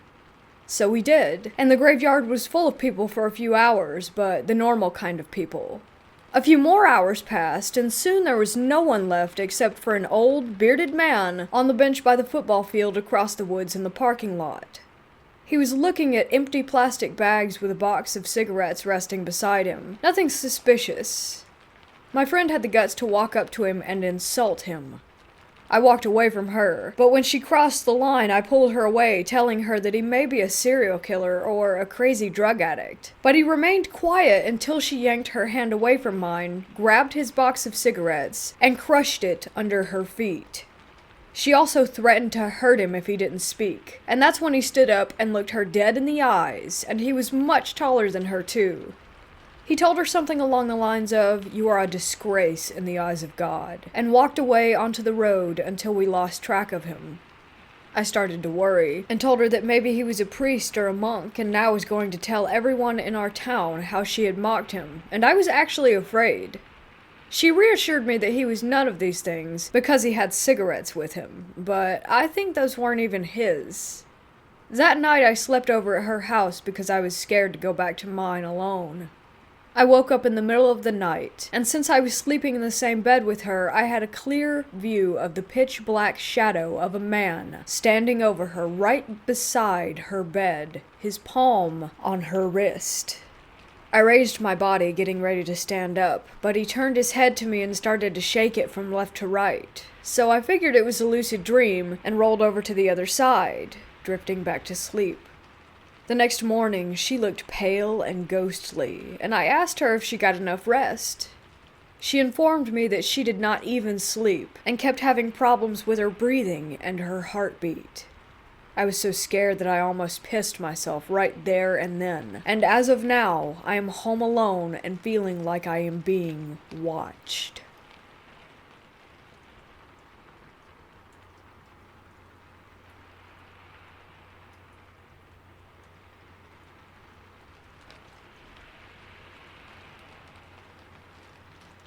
I'm 90% sure that the church I work at is haunted. I work in the church Nursery, to be specific, which is part of the original church, which was built in the early 50s. They now have a detached main building for the adults, and my building is the youth and nursery building. The church also owns a house right next door that was built in the 60s, maybe the 70s, which the youth leader gets to live in. I've been working in the nursery alone for almost 4 years now. I also babysit the kids of the youth pastor in their house next door. At the nursery, we have mainly very old toys made in the 70s that somehow still manage to work. I've never even replaced the batteries in these toys. After Sunday school, everyone in my building except me and my kids move over to the service building, so the kids and I are completely alone. I only have 2 kids at a time since we are a very small church. Without fail, at 11 a.m. every Sunday when youth leaves the building, I will have the same 3 toys randomly start making noises. I know the kids aren't the ones making them go off, since at 11 we have snack time, so we're all at the table. At first I thought I was crazy, as it would only ever happen while I was alone with the kids. Until last year, that is.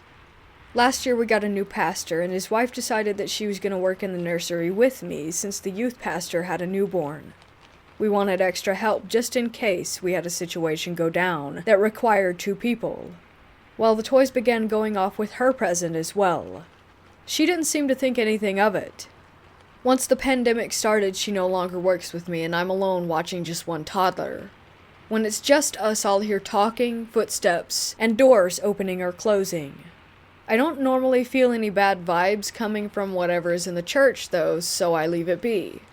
Now let's talk about the house next door that the church owns. This house, I actually am slightly scared of. Things are always falling and breaking in that house. The first thing that comes to mind is 2 years ago. The kids and I were in the living room playing, and all of a sudden we heard the sound of glass breaking. We searched the house and found that all of the light bulbs in the bathroom were shattered. I freaked out to say the least, but apparently stuff like that happens all the time over there. Another time, I was changing the baby's diaper in his room. He has sliding doors on his closet. He was fussy, so I was singing to him when all of a sudden I was hit from behind. His closet door somehow fell on me. I put his door back up and into the brackets, and maybe an hour later we went back to his room to get his shoes so we could go play outside. As we were making our way past the closet door whilst leaving, the door nearly fell on the baby. Thankfully, my reflexes were quick enough that it landed against my arm instead, bruising me pretty good. I told his parents and got a very nonchalant, weird. Then comes to last night. I was bathing my 4-year-old son, along with a 1-year-old, while everyone else was next door at the church. All of a sudden, a canvas picture frame fell off the wall in the hallways closest to the bathroom. I'm pretty freaked out. I fixed the picture and got the kids out of the bath. As I was trying to get the 1-year-old ready for bed, he wouldn't stop shaking, crying, and looking into the corner of his room by his closet. He was absolutely terrified. I have never seen this baby so frightened. He's usually really very happy all the time. We immediately left the room, left the light on, and went into the living room with one of the other kids. I told his parents again, and they just said, "Yeah, it happens sometimes." I'm starting to get worried, and I'm afraid to go to work. I work either at the church or at their house at least 4 days a week, sometimes more. I'm starting to no longer feel safe.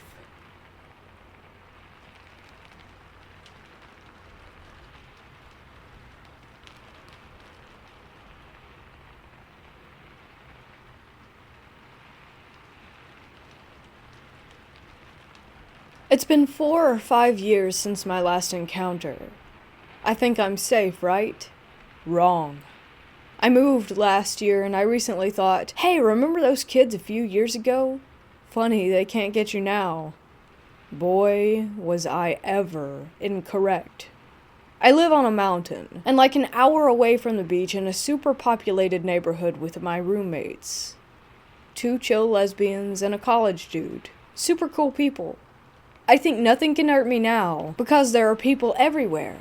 But no, I'm stupid and jinx myself. I was home 2 days ago. Class was canceled, and the dude of the house was home too and taking a nap. I'm in the kitchen watching Netflix and doing homework when there's a knock on the window. Obviously, this is weird as hell, but I have weird as hell friends. Maybe one of them are trying to scare me. I brush it off and continue what I was doing, and then it happens again. Once again, I brush it off because maybe it was the snow if it wasn't one of my friends. Things like this happen all the time with them. Well, it goes on for about 10 minutes, and I'm kinda starting to freak out. My friends don't have this much patience. I go to Charlie's room, the guy, and wake him up. I'm not the one that's usually riled up, so he's concerned too. We both go to the window. I have my phone out with the camera and 911 within a touch, and Charlie has a bat. We look out the window, and no one is there. After a minute, we calm down and go and sit in the living room. Charlie's mom is a cop, so he says he'll tell her about it later. We think we're okay, so we chill and watch TV together. 30 minutes later, the doorbell rings. I go and open the door. At first, I don't see anything. Then, down on the bottom of the stairs of the apartment, I see 3 young boys dressed in black hoodies, jeans, with brown or black bangs. At first, I didn't move. I was frozen in place. Then Charlie asked who it was, and I came to my senses and got a good look at the kids, then slammed the door shut behind me. I started bawling, and I mean sobbing. I had no clue what to do. Charlie's freaking out because I don't cry, especially in front of people like that. He ran to the door with the bat that we have on the windowsill and looked outside. He saw them too. He started freaking out because he didn't know what to do, so he started yelling at them to leave. He said they started smiling. I was crying even more now, and he was still screaming, and I think the neighbors wanted to call the cops. Now think about this. He didn't know what they were. He thought they were normal kids that had scared me. He didn't see their eyes yet. I started yelling at him to go inside when I hear a bunch of footsteps running up the stairs and Charlie screams and runs in. He's telling me he saw their eyes and that they were black, and now we're both freaking out and grabbing kitchen knives. Eventually we calm down and look outside again. No one's there, but we can see a group of kids past the complex with 3 that we think might have been the BEKs. I told him about the other thing that happened to me, and now we're scared to be in this house. We told the other roommates, and they thought we were high or something, so once again, no one believes me. This happened about 3 days ago, and I've been on edge ever since.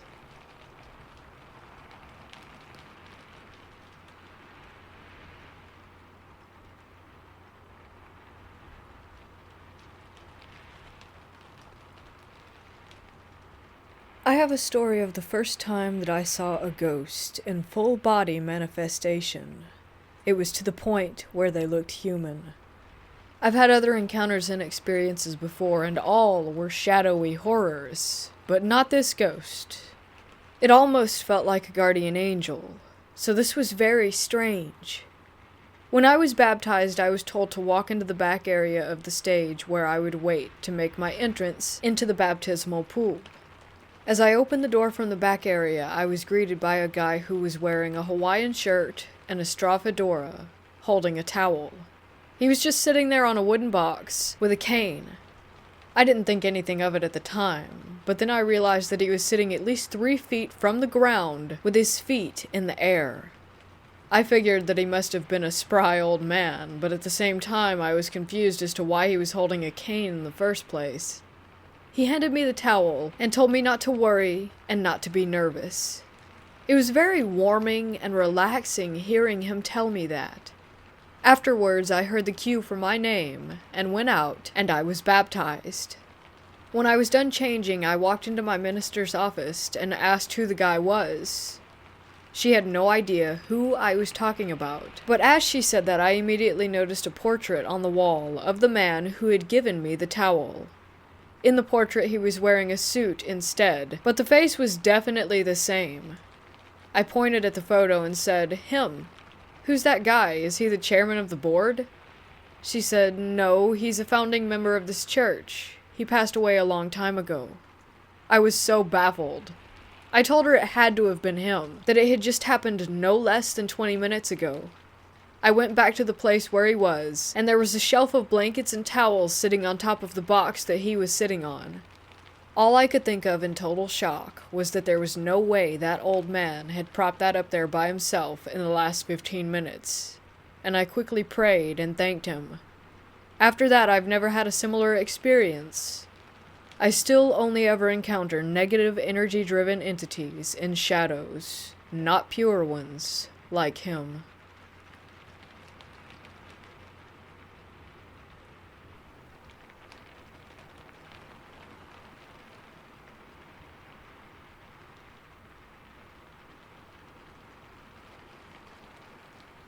So I found this old, abandoned, broken-down house in the woods close to where I live. I've only lived here about a year. I was alone walking around it, trying to see if I could have a peek inside. While I was walking around and whatnot, I felt a bit scared, but I pressed on. I found a way in, but it smelled so much of mold that I just decided not to bother. Anyway, the point of the story. When I was about to leave, I felt this sensation of sadness wash over me. I stopped and turned around and looked at an open window of the house from about 10 meters away, and I swear that there was a woman who stood there being in pain from the state of her house.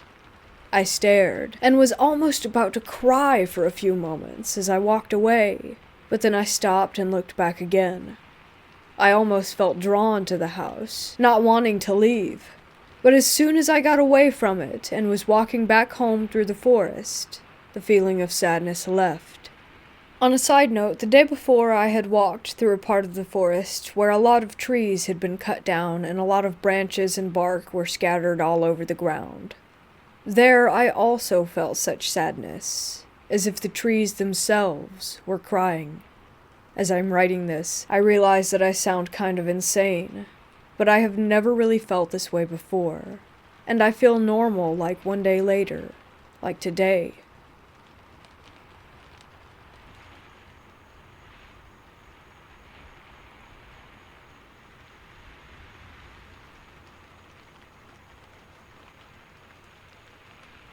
When I was younger and inexperienced, I decided to go to a spot in my small town that is supposed to be haunted.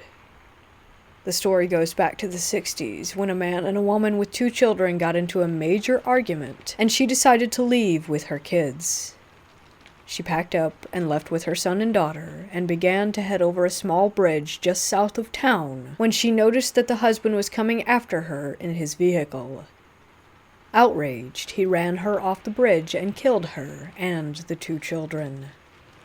She now wanders the bed of what used to be a river, looking for her kids. So my buddy and I were investigating there, and we didn't hear anything, so we decided to go to the other side of the river. We were using EVP only at that time. The few hours we stayed there, we didn't pick up anything. We went home, transferred the sound to a computer, and plugged the computer into our television, and then we heard a few sounds. One was at a time in the investigation when my buddy had tripped over a stick poking out of the ground, and you could hear a little girl giggling. The second was when we decided to move to the other side of the river and announced to the ghosts present that we were moving, and we heard the most eerie, slow-speaking voice of the little girl that said, "Please don't leave me." We were never touched or harmed in any way, but after a while we realized that we failed to introduce ourselves and that we did not ask anything present to not follow or attach itself to us. The night afterward, my mother told me that she was going to take a bath and asked us if anyone else had to use the restroom. My friends and I said no, and we continued to play our video game. Next thing we know, we heard screams coming from the bathroom. My stepfather ran into the bathroom, and my mother came out wrapped in a towel, mad and upset that we went ghost hunting, and she believed that something was messing with her. She went to her room and got dressed, and came back out and said that her back was burning. I lifted up the back of her shirt to see my initials scratched into her skin. At this time, I was a bit worried and frightened, and I told her to lay on the couch so that I could keep an eye on her, as she said that she was tired. She then woke up a few hours later, but didn't seem fully awake, almost as if she were in a trance, sweating profusely, and her hair was soaked. She began mumbling weird things that we couldn't understand, and started saying 666 and drawing a pentagram in the air with her finger. I decided to look up a prayer, hoping that this would help. I ended up finding the St. Michael prayer, and my friends and I began chanting it. As we were chanting, she began screaming and cursing in a disembodied voice, and then suddenly dropped back down to the couch and passed back out. She woke up like nothing had even happened, and was confused as we explained. After time passed and nothing else occurred, I decided to go to a friend's house who was female. As I was headed there, I got a text message notification that said, "Where are you going? You're not..." I clicked on the notification to finish reading the message, but the text had vanished. I called my mother and asked if anyone from the house had messaged me, and she said no. So ignoring it, I went on over to my friend's house. It was around 1 a.m., so we went to her room and laid in bed, and she got up saying that she had to go to the restroom.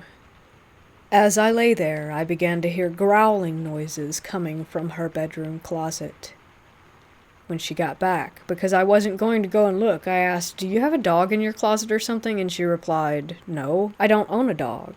We're not allowed to have animals here."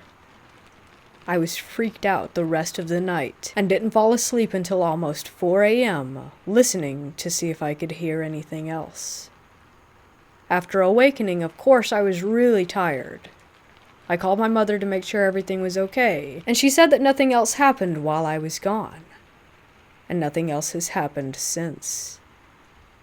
Moral of the story is don't meddle in things that you don't understand or have not studied or prepared to deal with. I'm still interested in ghost hunting, and may do so in the future as I'm now more educated on the subject, and will take better precautions from here on out.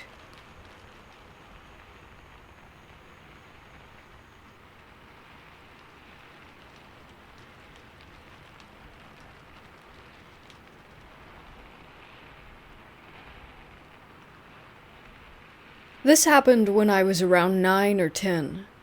I was staying the night at my friend Catherine's for the first time. We met the summer before and were inseparable ever since. Kat lived in this old 2-story house surrounded by woods and dirt road. The house itself gave me an uneasy feeling when I first saw it. The shutters were falling off. The paint on the house seemed to be fading. It was an old piece of crap now that I think about it, but at the time I was nervous and excited. I remember walking in after I stared at the house for what seemed like 20 minutes. Surprisingly, the inside was a lot nicer than the outside, so I pushed that uneasy feeling down and just shrugged it off as nerves. I remember the smell of the house.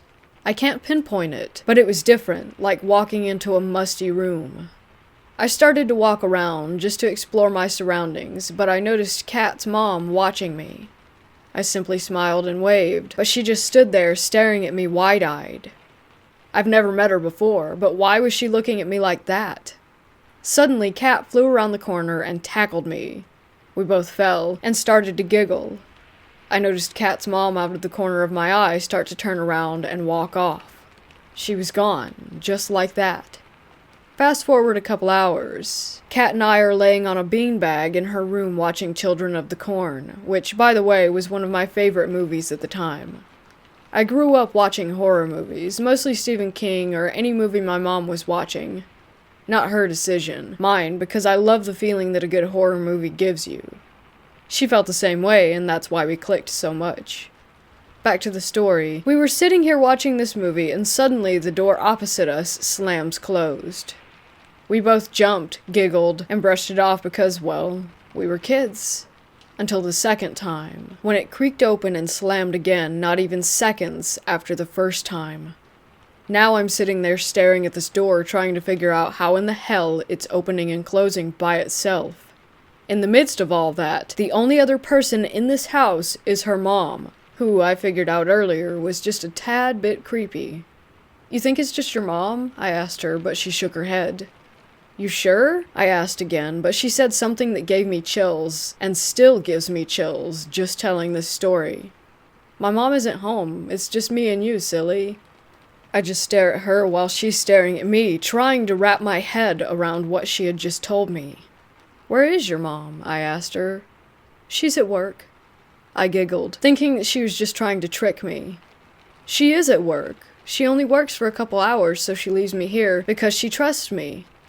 At this point, I'm just looking at her, and she noticed this look of concern on my face. "What's wrong?" she asked. "If your mom is at work, then who was that lady looking at me earlier?" As I said this, we heard what seemed like footsteps at the time, but thinking about it now, it sounded like shuffling in one spot above us. I'm completely terrified at this point. Every hair on my neck is standing on end, and I just want to leave. I start to get up when Kat pulled me back down and asked me if I had heard the noise. I nodded. It was silent again until the footsteps were back, but louder and faster. We both gazed up at the ceiling and she grabbed my hand. "This happens every day," she whispered. I look over at her and can truly see the fear on her face. The footsteps stopped and she looked at me, her face flushed white. "Is there an attic?" I asked. She pointed up toward the ceiling. "Well, maybe it's just squirrels or birds," I kept thinking over and over. "You ever notice when you're really quiet? That's when you can hear almost everything around you. Imagine if you're sitting in a house with your best friend alone at 10 years old and you hear the giggle of a 3-year-old child. Mind you, she has no younger brothers or sisters. We were completely alone. Kat was just as scared as I was. I remember thinking that I just wanted to get out of the house. Just grab her and run out the door. At least we would feel safer and less scared outside than we would in. "Want to hear a story?" Kat asked, pulling my mind back to reality. I nodded. "Well, this house used to be a daycare. There was this lady that would watch the kids, and one day she just locked them in the attic and then hung herself from a rope in the kitchen. They all died because the kids were hungry and thirsty and no one found them for months. In this house." My heart started to pound. My eyes were wide with fear. "It's true," she said. "I've seen them, the little kids, every day. But I never saw the lady, but you have. Earlier." After she told me this, I don't remember much else aside from running out the door of her room and making it outside that house. Kat followed, begging me to stay, but I just had to leave. My stomach felt like it was in knots. I felt like I had walked into a horror movie myself and just wished that this day had never happened. Fast forward to years later. That was the last day that I had seen or heard from Kat. I remember her always coming to play outside at my dad's during the day. I remembered what she looked like. I remembered meeting her parents and seeing them out in public. I'm now 27, and I can't seem to find any proof that she even existed. All my friends that I was friends with then, I'm still friends with now, even after all these years. But why not her? I drove by that house maybe 15 times, and still wonder if maybe she was just one of the ones that never made it out.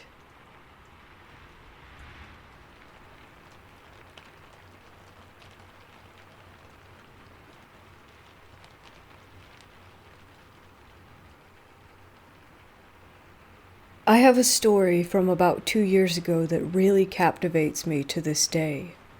When I've told this story to close friends, they tell me it's straight out of a movie. I can't really disagree with that. This starts when I finished my first year of college in the Bay Area. I worked my ass off in school and I just wanted to have a wild summer, and I would do anything I could to get out of the house. My cousin was and is my best friend, and we basically did anything and everything together. When there wasn't anything to do, we'd take walks together around my rural neighborhood. I always lived near this old hospital, which used to operate as the biggest trauma unit in my area. Sometime when I was in high school, they shut the hospital down for some reason that I still don't know. It basically just sat there rotting for a few years before we found it. One day we were drinking a cold one and taking one of our routine walks and ventured away from our usual route through this peaceful, random field. We stumbled across this huge parking lot after making it out of the field, but it didn't hit me that this was the old hospital's parking lot that we had found. We made our way through the lot until we saw this massive building standing on the outside. The deteriorated banner said emergency room, and this was when we knew we had struck gold and stumbled across a back route to this abandoned hospital. We knew of this place, but we had never been here. We hadn't heard any weird, outlandish urban legends, nor had anyone that we knew been here before us. We pushed forward and checked out the perimeter. To our surprise, the first door we walked up to had a rock jammed in between the door frames so that we could just waltz right in. This was when it occurred to us that it could be a potentially bad idea if we got caught, and we could suffer some consequences. We agreed we would be quiet and respectful and make it a quick trip. This is where things take a turn. Or a few turns. We entered the building and it was the most deafening quiet that I had ever experienced. The sound of the door closing was like a literal bomb going off. Once the echo stopped from the door, it dawned on us that this place was straight up creepy.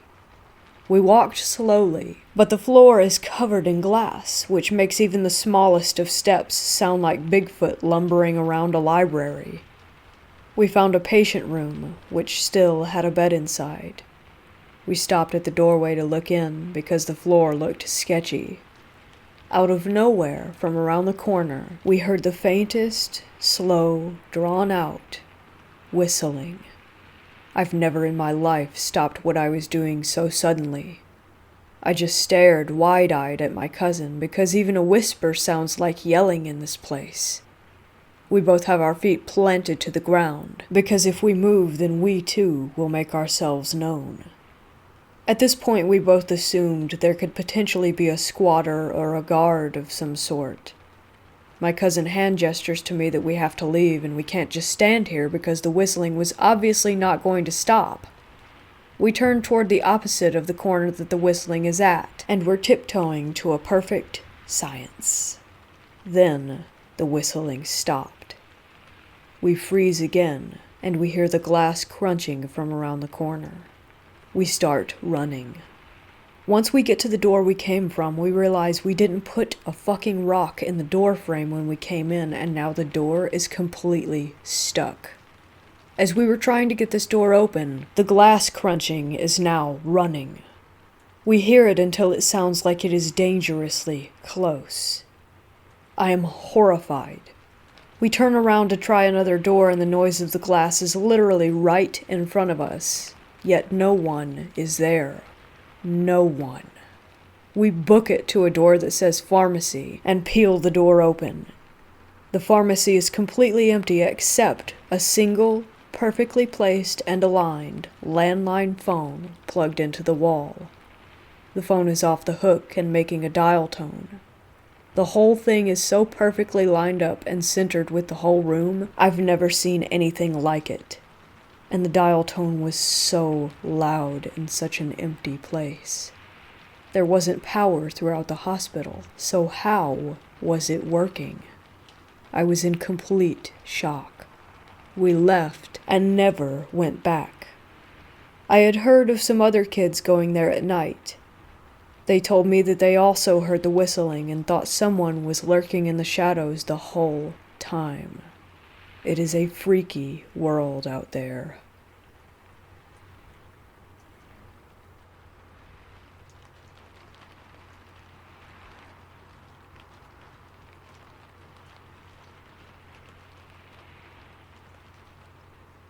I used to go to this one church that wasn't too far away from my house.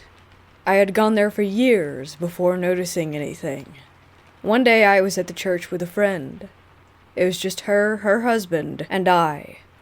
There was no one else in the entire building. We were in the gym, and I heard what sounded like a cabinet door slam in another room. I got up to check and see if anyone else had come in without us noticing, but everything was quiet and empty. I was confused and tried convincing myself that maybe the pastor was playing a joke on us or something like that, though I had no idea why he wouldn't reveal himself if it was him. I walked all the way through the church, never running into anyone else. The next week it was the same scenario. Just the three of us, alone in the church yet again. I was up in the sanctuary, not doing anything important, but just playing around on my phone. I looked over toward the front where the podium was, and noticed what looked like a shadow walking across the room. I'm not sure if these things are easily explained away, or if these were actually paranormal experiences. What do you all think it could be?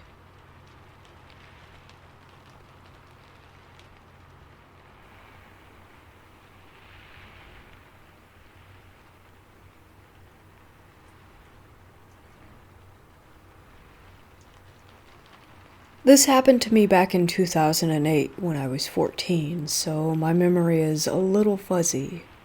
My mom, brother, and I drove deep into the sticks of Tennessee from Texas to visit. We were only staying for the weekend.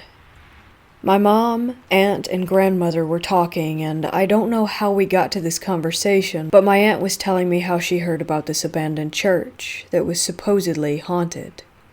If you went to the church and took the stick that kept the door closed and put it somewhere else, when you came back, it would be in its original place. There was a statue of an angel, and if you shined a light in its eyes at night, they would bleed. She was spending the night at a friend's house, and her friend also had another friend over that she wasn't familiar with. Her two friends decided to go out to this church at night, in the early hours of the morning. It was pitch black because it's out in the country. They lay a Ouija board on the truck and start asking questions.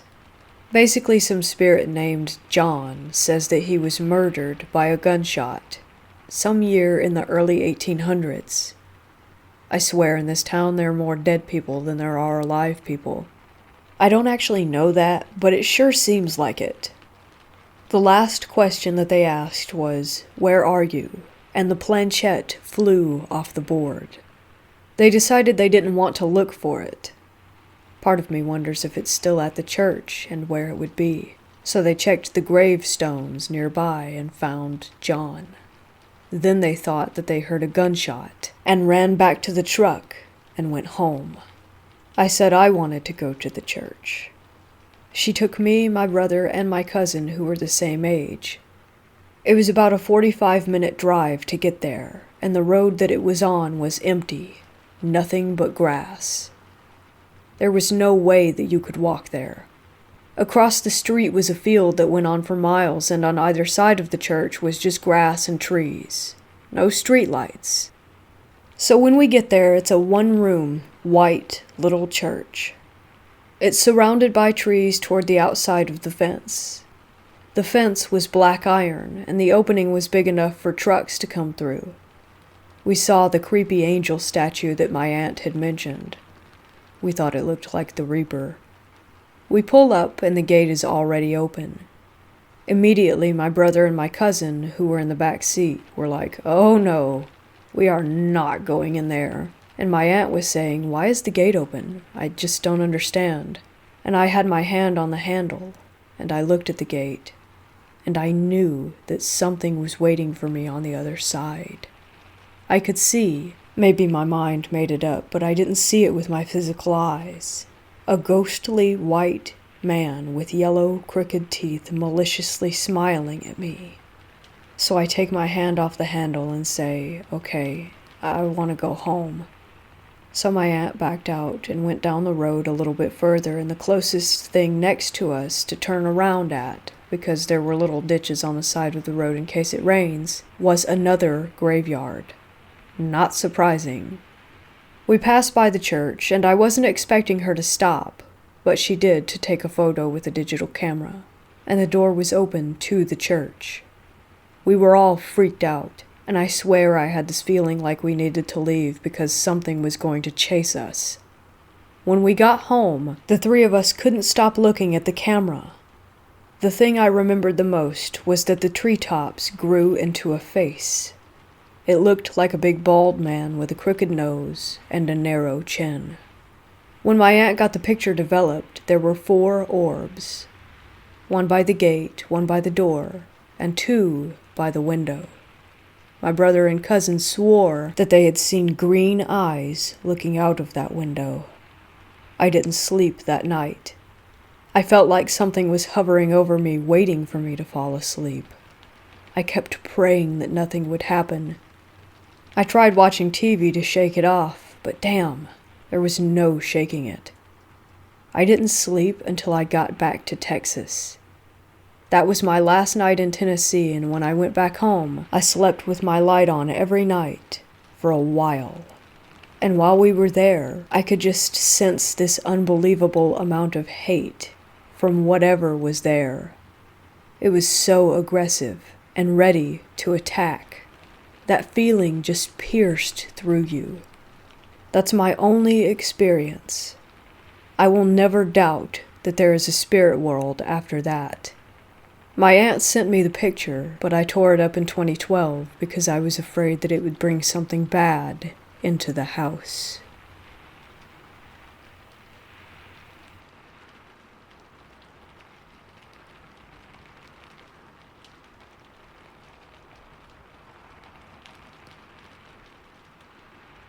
I believe in the paranormal, but am skeptical about most of the stories that people tell. It's extremely hard to distinguish between a fabricated story and a true story when you can't see facial expressions or hear changes in a person's voice. About a week ago, I was sitting in my kitchen browsing the web, probably Reddit, on my phone. My kids had been asleep for about an hour, and my wife was in our room finishing up a paper for work. There wasn't a radio or television on. While browsing in complete silence, I heard my wife cough several times. The cough sounded as if she had breathed in some water and was trying to get it out of her lungs. Jokingly, I jumped out of my chair and ran over to the room where she was sitting. I started patting her back and pulling her earlobes down, again in a joking manner.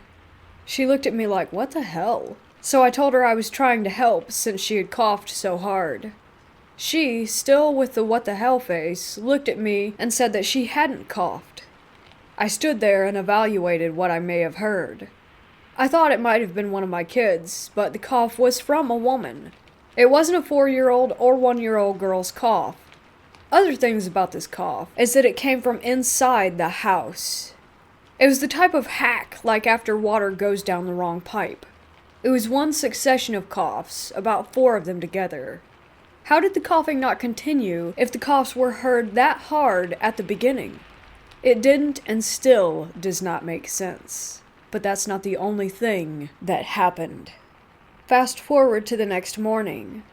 My kids are awake and eating in the kitchen. I'm in the living room watching TV, still waking and drinking coffee, and my wife is in our room getting ready for the day. All electronics are off except the TV and our phones. My wife's phone rings from what sounds like the kitchen area. She runs to the kitchen to answer it because she was expecting an important phone call from work. She searches for her phone in the kitchen, but does not find it. She asks if it was my phone that rang, but I told her no. My phone was in my pocket. Turns out, both my wife's work phone and personal phone are in our room on the other side of the house. We checked the kitchen and surrounding rooms for anything that could have made the ring, but we found nothing. I don't know the name of the ringtone, but it's a very common ringtone for iPhones. My wife and I searched for the reasoning of why we clearly heard a phone ring in the kitchen, but no matter how hard we tried, we were unable to find a logical explanation. I was going to write it off as just another weird coincidence, but I kept thinking of how clear the phone ringing was, and how my wife had heard it too. Add this one to the cough that I heard the night before, and I start to worry that there may be an intruder in my attic. I think, nah, not possible. But I have 2 little girls and a little boy too. It's a slim chance, but I'd feel better if I just went up there and checked. I texted my wife to watch the kids because I was worried that there might be an intruder. I didn't want to verbalize it because if they were up there, then they would hear me. I check outside and around the house first for any signs of a person being on the roof or anything like that. I look for cuts in the wall and see no signs of intrusion whatsoever. I then grabbed the ladder to get inside the attic. The only way into this attic is through a small 2x4 foot opening at the top of the interior of a closet in one of the rooms. I grab my flashlight and my gun, set the ladder up, and plan on entering the attic as quickly and tactfully as possible. I don't want the intruder to be lying in wait. I push the drywall that blocks the opening and can hear a door swing and shut. I say swing because it sounded like a door that was on a hinge or hinges. I can't get the drywall off, and the element of surprise is now gone. I push through anyway and inspect the attic. The attic has no floorboards. You have to navigate through it by standing on the supporting beams. It's extremely annoying to have to go up there to do housework. I find no signs of anyone being up there, no entry points, and again, no cuts in any of the walls. I come down and double check that my wife and kids had stayed in the living room like I had asked in case there was an intruder. She confirms that they were, and that no door had been shut. I pretty much already knew that the door shutting wasn't them because the sound came from the attic, but there's no door in the attic. I went through a checklist of explanations to the cough, the phone ring, and the door shutting, and again, have yet to encounter a single one that makes sense. I know it sounds weird, but a freaking portal is what I'm coming up with. I lived in this house for years, and have always heard weird noises, but never something like this. Most portal stories I've heard sound totally far-fetched. Usually a portal story includes a demon, or something spiritual, but this was just totally random. People crossing dimensions to hang out in my attic. There's no malice, no sightings, no physical evidence, but the sounds were definitely heard and are inexplicable. Something else happened a few nights ago. It was around 11 p.m. I'm asleep in bed and am woken up to my wife shaking me. She tells me that she heard a door close. I say to her that it may be our 4-year-old, but she says she was watching the monitor and the cameras were on the kids. She said that she had been watching the monitor because she had been hearing weird noises. I say maybe it's just the house creaking. She claims that she heard the windows shake. Now this is significant to me because we do have some old windows. The difference between the old and new windows is that the old windows will rattle when a door is shut due to air pressure or when the house is shaking, earthquakes, and the new windows won't. So she heard a door close and the windows shake. That's enough for me to grab my gun and check for an intruder yet again.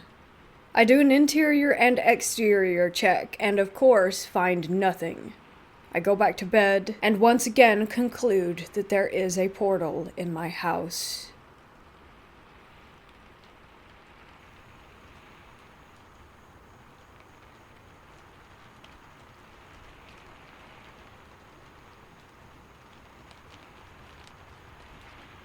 When I was in middle school and high school, my buddies and I were obsessed with studying the paranormal. I had every book on ghost lore that there was, and I had read them cover to cover. We would build websites with our favorite stories and local folk legends. We eventually began doing films and video expeditions at night to houses, cemeteries, caves, etc. in the surrounding area. This is just a short collection of a few of the more eerie and fun things that happened. It started off with my dad driving us out to these places at night. We would tramp off into a field or cemetery while he stayed in the car and smoked a cigarette. I remember one night we walked up a hill into a graveyard and immediately heard howling coming from the area to our right. 2 of the 4 of us freaked out and immediately headed back to the car. My buddy and I recognized it as a pack of coyotes and decided that they were more afraid of us than we were of them. There was still something that caught his eye, and from our left, behind us at this point as we were distracted by the coyotes. He tore out before I had a chance to see what it was, and I was too slow to realize that I was standing alone in the middle of a graveyard in the middle of the night, in the middle of nowhere. When I turned around to see what the commotion was, I saw something that wasn't terrifying so much as befuddling. I heard the quick scamper of something relatively heavy running through the forest on the edge of the graveyard roughly 20 feet away. I shined my flashlight on it thinking that it was a deer, and I could see instantly that it was not. It was nothing. Not nothing as in there was nothing there. Nothing, as in I could clearly see it kicking up leaves and hear the noise and even feel the vibration as it ran. but it was as if someone invisible were running through the forest not 5 yards away from me. I turned around and walked back to the car at that point, and haven't been back since. Later, when I got my license, I would drive us out on our own. One of our first treks was to the big house on my 16th birthday. We had to walk through about a mile of cow pasture to get there, but it was worth it. This was a classic haunted house with twisted stairways and decrepit fireplaces and a spooky attic. We had entirely too many people with us at that point, so it eventually devolved into me telling my best scary stories to guys laughing nervously and girls shrieking. We left after maybe an hour of exploring with nothing but some pictures of orbs and stuff to take back. My buddy the ghost hunter and I hung back when everyone else had left, walking a few yards behind. I suddenly got the feeling that we had left someone and did a quick head count of those in front. Nobody was missing. I looked behind at the house on top of the hill and saw a candlelight flitting from window to window in the attic. We sped our steps up a bit and caught up to the group without looking back again. To get to the big house, you have to go through a cemetery where a moderately famous Confederate officer was buried by the name of Champ Ferguson. My buddy and I decided to go back to this cemetery due to the violent nature of his death. He was hanged for treason in Nashville, and do some looking around. We took our flashlights and our camcorder. You have to park at the bottom of a small hill and climb some stairs to get into the small cemetery, and we made our way back into the very back where the officer's tomb was. I had my night vision on in my camcorder, and the screen flipped out, so I was using that to guide me through the otherwise completely dark graveyard. My friend had a flashlight that he was using, and I had mine in my pocket. We always checked the batteries to make sure that everything was working well before we left on these excursions. As I knelt down beside the headstone and was reading, the light from my friend's flashlight went out. I asked him to point it back in my direction to illuminate the faded text, and he said that he couldn't. It had died. I gave him mine, and he tried it, to no avail. Suddenly, the camcorder went out as well. We were in the middle of the dark with no one around for miles. We did relatively well staying calm. We had to grope our way around the tombs to get back to the road, all the while with the intense feeling of being watched from multiple sides. I almost broke my ankle when I got back to the small retainer wall and forgot about the steps in my hurry to get back into the safety of the car.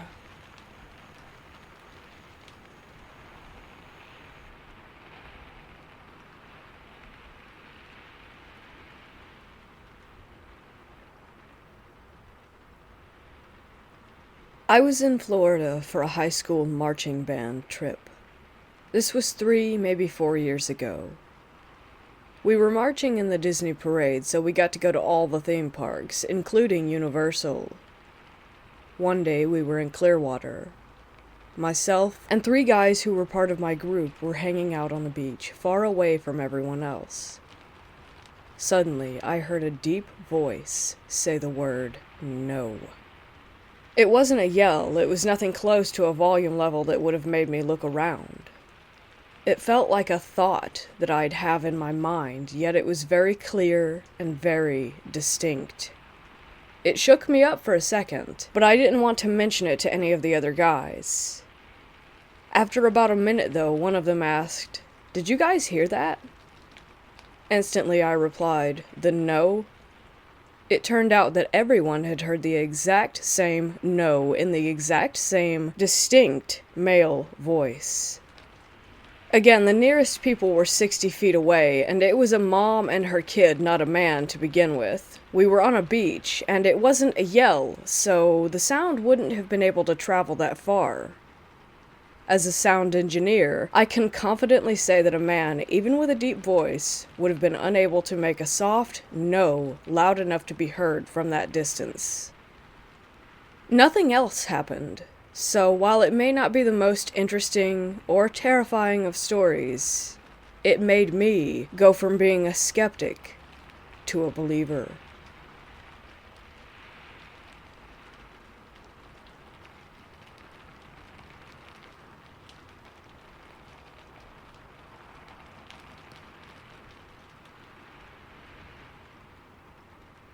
When I, a 24-year-old female, was younger, around 5, my family moved into an old house on the upstairs floor. An older couple lived below us. This was a long time ago, and I was really little, but I remember this all so vividly. When we were first moving in, my mom had to go up to the attic, which, coincidentally, the door was in what would be my room. She took me and my younger brother up with her because I'm assuming she didn't want to leave us unsupervised. I remember not liking it up there, and then the light turned off. Both my brother and I started screaming about red eyes. I do remember them. It wasn't just one. It was a bunch or a few. I couldn't tell you how many. It turns out that the light turning off was my dad because he didn't think anyone was up there. He turned the light back on and asked what was going on, and me and my brother were still hysterical. The thing is, no one remembers this but me. Not even my brother. I chalk it up to a bad nightmare, except for the fact that I remember every detail. And it turns out a mother had drowned her baby in that attic, and my parents had experiences there as well. I feel like that house was the start of my acknowledgement or awareness of the paranormal.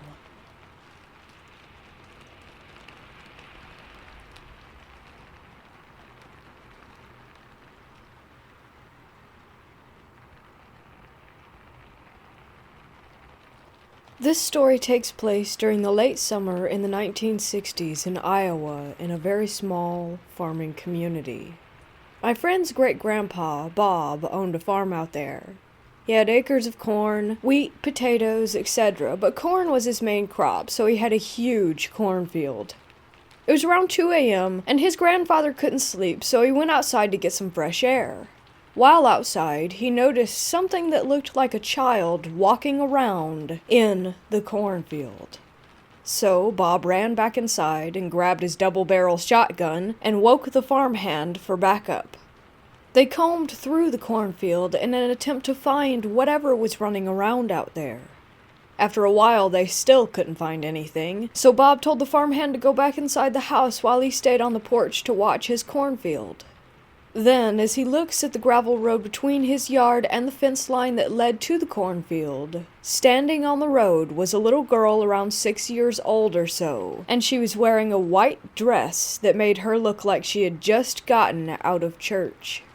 Bob thought that his mind must have been playing tricks on him, so he tried to lay down on the couch to rest, but also stay somewhat alert. However, not even a minute after he laid down, he heard a knock on the screen door. He walked up to the door and slightly cracked the main door open. He saw the little girl and asked, "May I help you?" The little girl said, "Mister, I'm lost, and I don't know where my parents are. Can I come in the house and use your telephone?" Bob felt uneasy, and told her that he could get her a glass of water and that he can call her parents for her if she gave him the number, but he didn't feel comfortable allowing her in his home. He felt something off about the little girl. However, the little girl insisted to be the one to call and talk to them. And Bob said, "Young lady, it's 2 a.m, and I don't feel right letting a stranger into the house, little girl or not." The little girl started to get agitated and said, "I'm not leaving until you let me in to use your phone." Startled, Bob told the little girl that he was going to call the police to come pick her up so that they could keep her safe and find her parents. He closed the door to go and call the police, and he heard someone punch the door like a grown man. He walked back and cracked the door open again, but when he looked, he realized that it was still the little girl, and that she was the one who had punched the door. But when he looked at her this time, she didn't have any eyes. Instead, she had pitch black orbs instead of eyes, and she said in a deep voice, "Let me in." Bob grabbed his shotgun and pointed it at the little girl and told her no and to go away. After this, the little girl looked right into the barrel and then back up at Bob, smiled smugly at him, and giggled before she ran back into the cornfield and disappeared.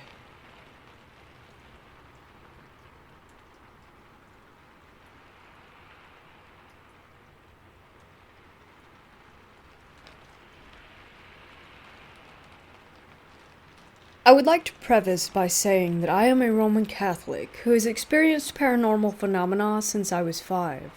My late grandmother had experienced similar phenomena, and my mother and sisters also, but to a much lesser degree. As I get older, I notice the experiences are slightly more darker in nature. I know very little of demonology, other than what has been referenced in the Bible. I try to stay away from anything referencing demons, the devil, etc., which is why this experience was so difficult and I was not prepared. In October of 2018, I was admitted to the hospital due to an electrolyte imbalance. I was in a room with 3 other female patients. On my second night, my arms were finally free of the IV, so I was able to move around and assist the other women, who weren't as mobile, in getting ready for bed. One of the women was much older and cranky.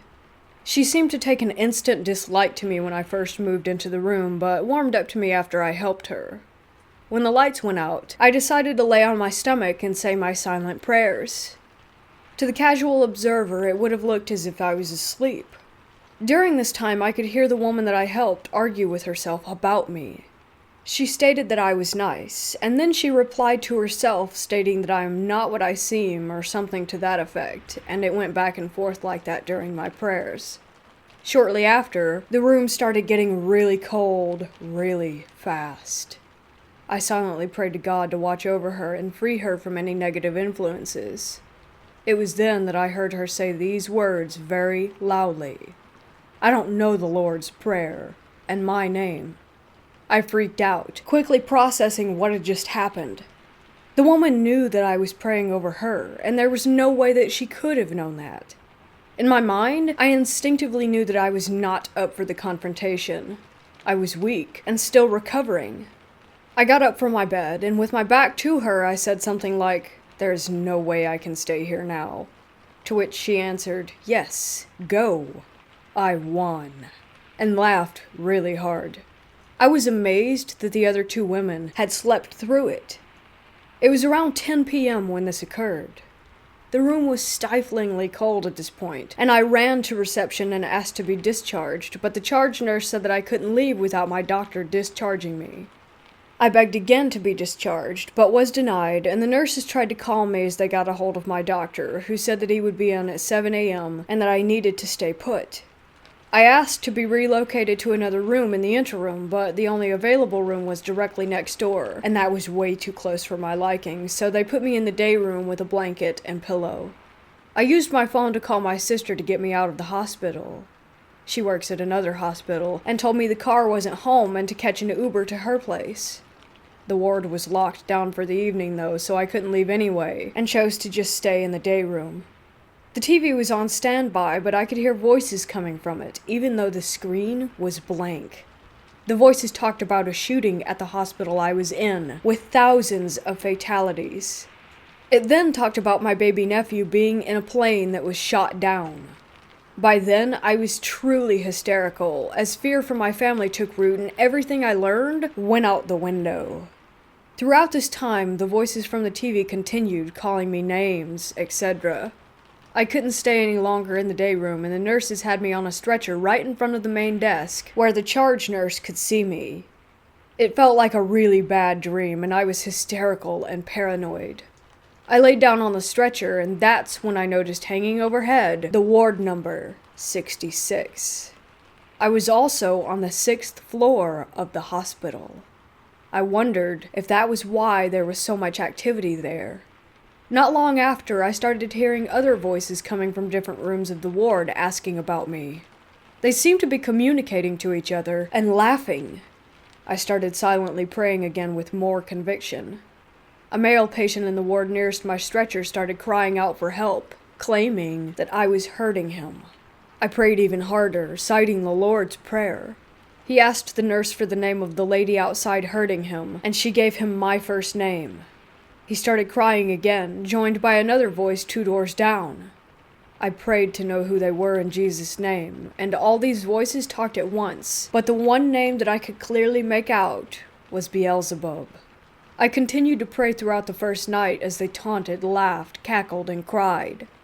At this point, the light in the man's hospital room was turned on as a nurse was with him trying to calm him down. I had been sitting up on my stretcher bed whilst praying, and watched his silhouette as he tried to inch his way to the open doorway. It was then that I noticed the odd shadow that he cast. It was so strange. It looked like a spiky-headed being with a dog. Spiky-headed in an almost cartoonish way like Bart Simpson. It continued until morning, and I was moved to a small private room awaiting the doctor. The voices were still verbally attacking and threatening me, but my hysteria was long gone by that point, and I was just determined to leave. I ended up discharging myself before the doctor arrived, but had to return as I still had the IV catheter in my arm. On my return, they placed me in another ward. I refused to go back to Ward 66, and I was allowed to recover in peace. And eventually, the mnemonic taunting stopped. I had a course of bad luck following that event. Basically, all of 2019 was a series of misfortunes and bad luck that still hasn't come right. I don't know what to do other than just keep moving on. I went to a psychiatrist last December who said that other than the trauma I would need their help with, I was in good mental health.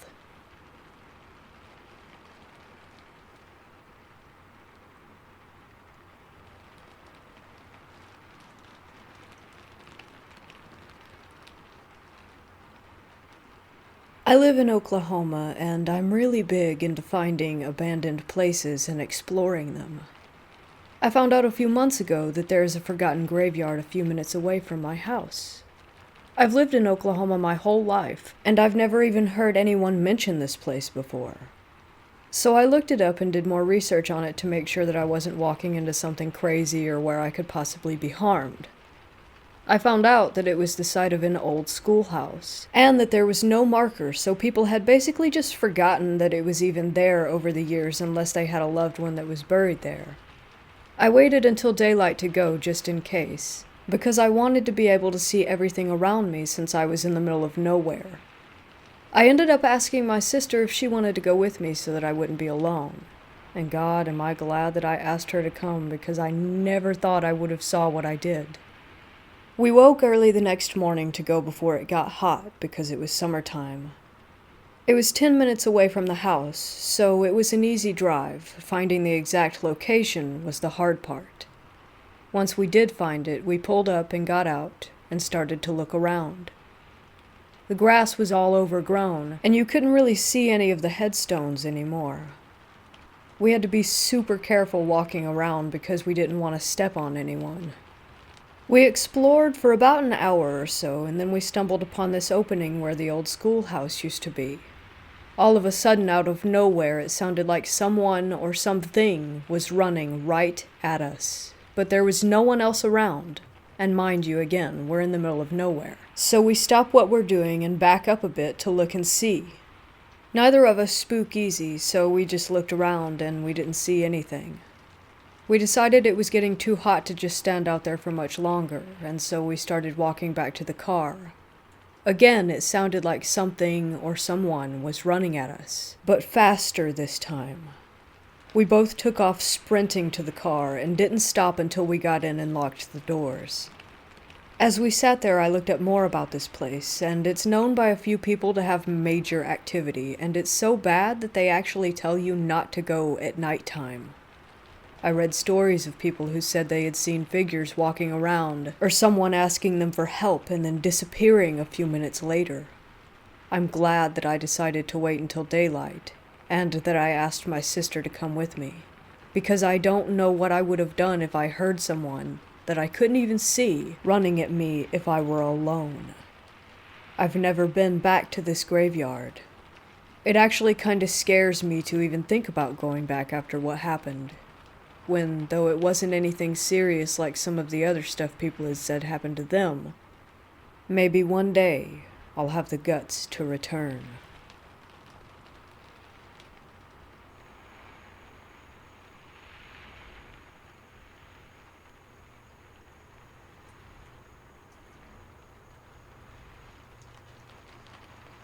This happened about 9 years ago. My mom had made this friend who claimed to be psychic. I've never really believed that she was, but that's a completely different story to tell. Anyway, she said that she enjoyed going ghost hunting. Mind you, this is when Ghost Hunters was a pretty popular show, and my mom, sisters, and I decided that it would be fun. We didn't have the special equipment that they had, but we did have a video camera and a voice recorder. We were good to go. We visited several cemeteries that summer and got some pretty awesome footage, which I can share later. This one has always stuck with me. So, in doing research on where we should go next, I found a post about the cemetery in Lafayette, Colorado. It said supposedly that a vampire was buried there. The post said that some people believed this because he was from Transylvania, and a tree grew right up through the middle of the grave where they said his heart would have been. We decided to go. About 3 hours later, we showed up at this cemetery that looks more like a park. We get out of the car and begin walking into the cemetery, looking through all the headstones. Not very far into our walk, we come to the vampire's resting place.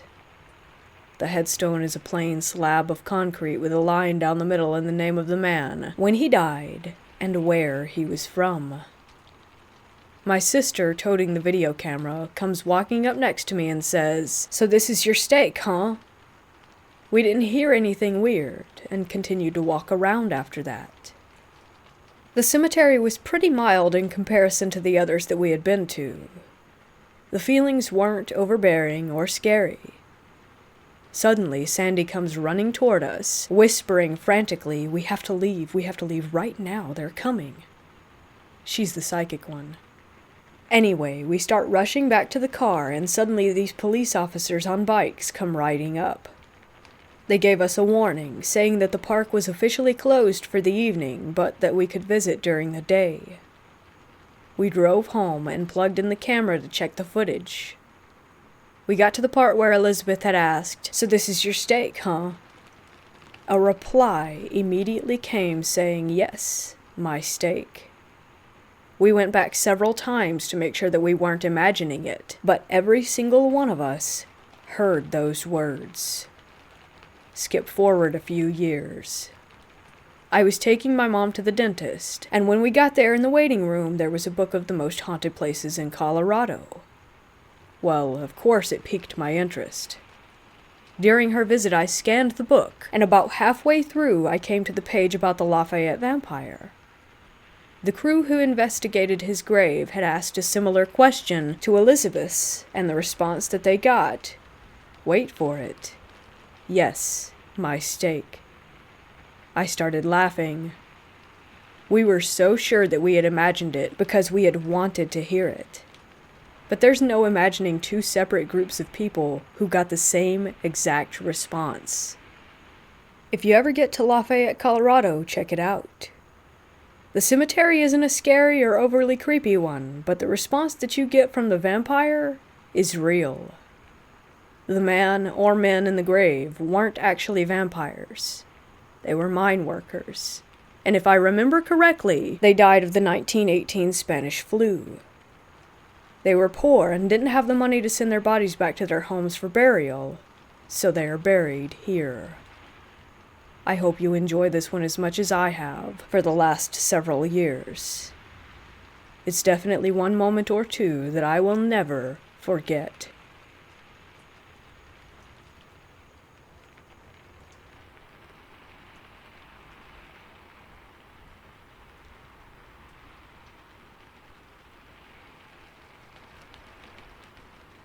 I work in a prison in the UK. I always like to work nights because you do 7 days on and 7 days off. While on nights, I got locked onto a wing with no keys. We have a sealed pouch with a cell key inside for emergencies, if someone is hanging and I need to cut them down, etc., that kind of thing. I'm in charge of looking after 200 plus prisoners. After a few busy hours answering cell bells and doing my checks on people who are essentially on suicide watch, the wing starts to settle down. The stories I'm including here are very small portions of things that have happened to me on night shifts. Story 1. One night I was doing my checks. I heard a loud bang coming from the ones landing outside the servery. When I went inside to investigate, there was a broom on the floor. When I reviewed the CCTV footage, you can clearly see the broom slowly being lifted away from the wall where it was resting, and then quickly getting thrown to the ground. We have the footage copied, and most of the people at work have seen it. We usually show it to new staff before they do their first night shift to freak them out. Story 2. One night we had someone overdose. I was working the week after all this happened, and the cell was locked off for the police investigation and was completely empty. At about 3:30 in the morning, the cell bell for that room was pressed. At first I didn't even know that this cell belonged to the guy that had died the previous week, but as soon as I looked into the empty cell, I realized, and just froze. It takes a lot to freak me out. But I didn't walk back on that part of the landing until roll count. Story 3. This one is more minor, but still equally as creepy. Things that happened just last week that prompted me to share this. While walking on the 3's landing, one of the showers on the 2's turned on by itself. The only way to turn it on is to press a button on the wall inside the shower. I went to investigate, and the showers were locked, and the lights inside were turned off. This was about 2:30 a.m. Approximately 30 minutes later, I was walking down the 2's landing and an office door slammed shut. I checked the landings for open windows, and they were all shut.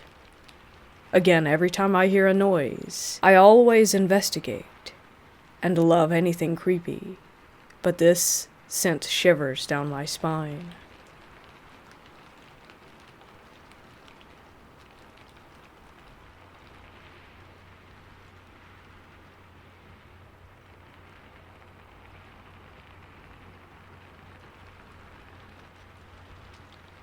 Years ago, during a church event that I was forced to attend, we all had a terrifying experience.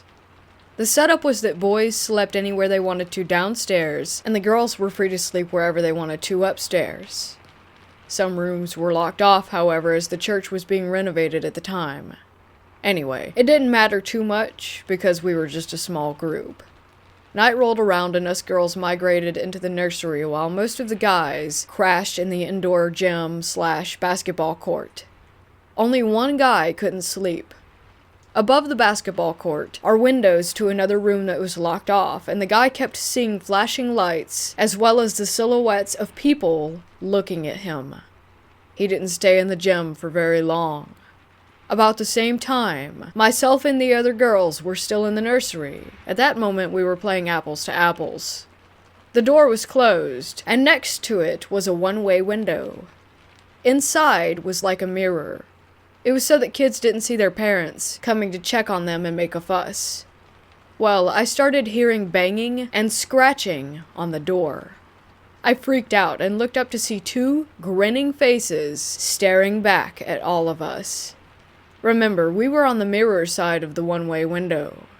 One of us bolted toward the door, and we heard stomping down the hall, but no one was there. The pastor came up screaming at us, saying that we were all just imagining things. We know what we saw, though, as well as heard, and all of us refuse to go back.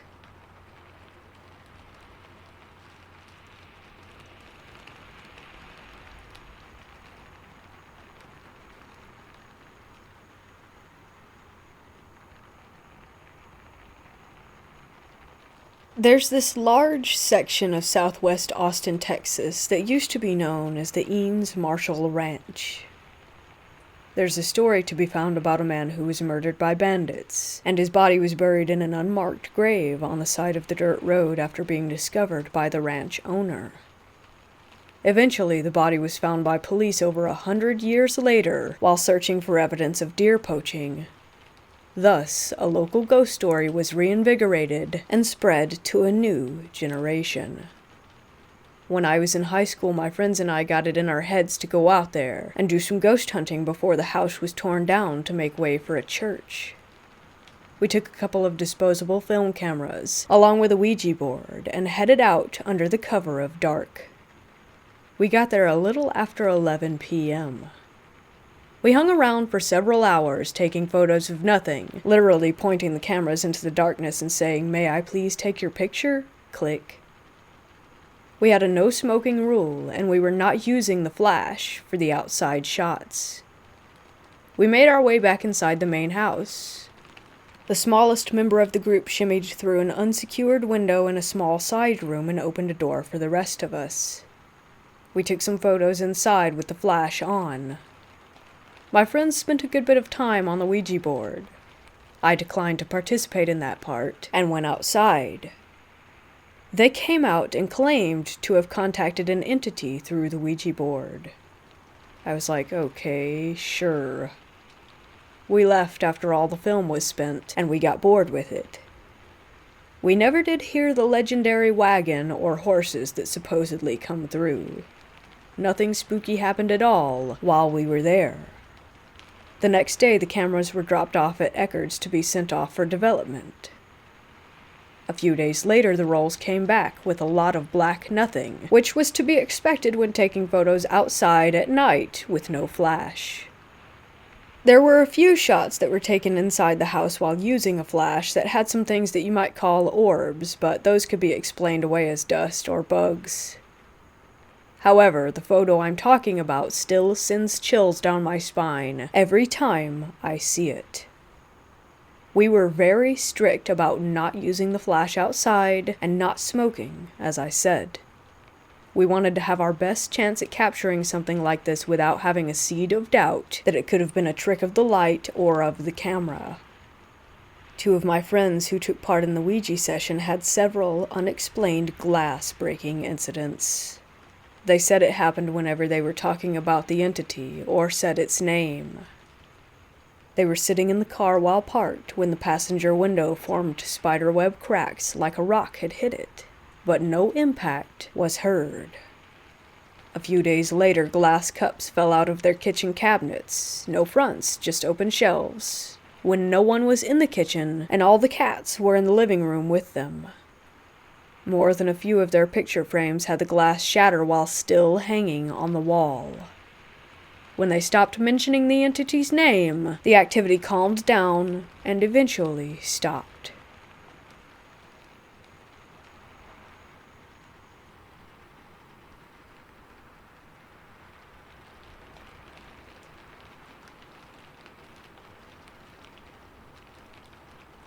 My mother and two older brothers would visit my auntie and three cousins around Christmas.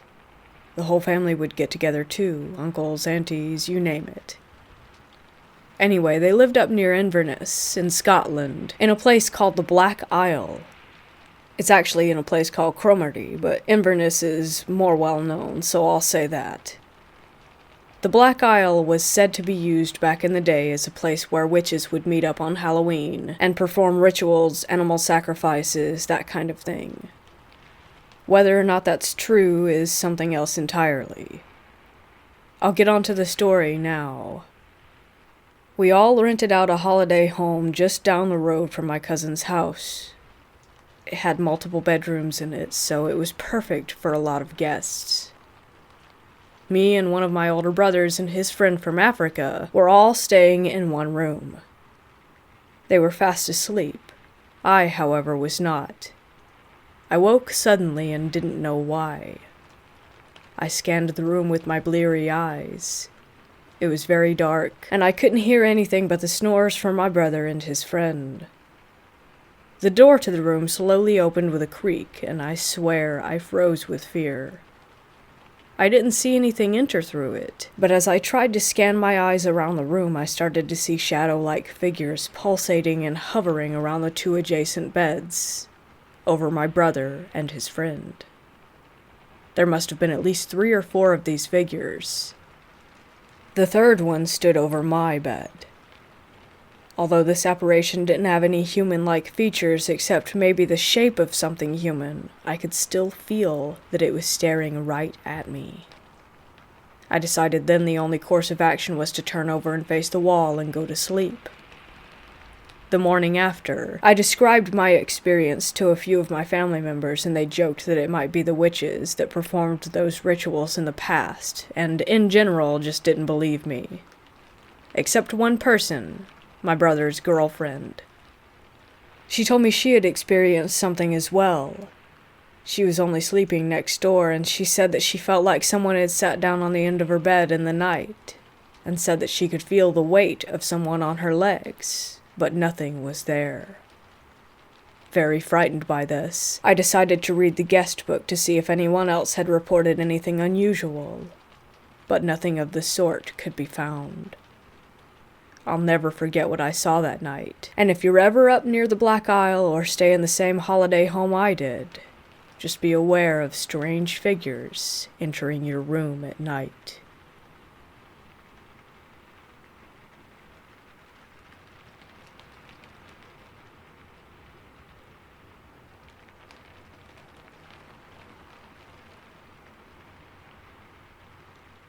My wife and I were camping last night in Blue River Reservoir in Oregon. We camp here often and decided to explore up FSR 520 and found a cool, abandoned bridge far back in the woods over Cook Creek. The spot was beautiful, and we were set up over the river on this long, abandoned bridge. If you've ever been in the Oregon woods, you know that they can give off a creepy vibe, and this was no exception. But it really was a dream campsite. Being 40 feet directly over a river while on a bridge with limbs growing everywhere over it isn't your everyday spot. I'll throw in for background that there was no one within at least 3 miles of us, and we had to hike our way in, approximately 1/10 of a mile from where we had parked. We explored around the area for a bit, and didn't come across anything out of the ordinary besides a pair of shoes and a name, Mona, written in ash on a rock of the fire ring. While we were sitting by the fire, I noticed a very bright flash of light over the river and snapped my head up, but didn't see anything. A few moments later, I was paying closer attention and watched a ball of light float, even with the bridge 40 feet in the air, from one side to the other in the woods over 50 feet. The light was very blue. My thought at first had been somehow that headlights had come through, but I would have heard a car and no man-made light could get to us in this isolated area. This blue light was unlike anything I had ever seen. I mentioned it to my wife, but didn't want to freak her out, so I dropped the subject soon after. Later that night in the tent, we had the mesh lining up where we could see outside. My wife gasped and watched as the same blue light floated at the end of the bridge 30 feet away and hovered in the air. After a good bit of time, it shot off into the woods. It being late at night, we were obviously scared of someone's headlamp, but it shot away 40 times as quickly as any human could go, and we saw nothing attached. Our dog left the tent and stared at that exact spot for the next 10+ minutes, while also peeking down the side of the bridge very seriously.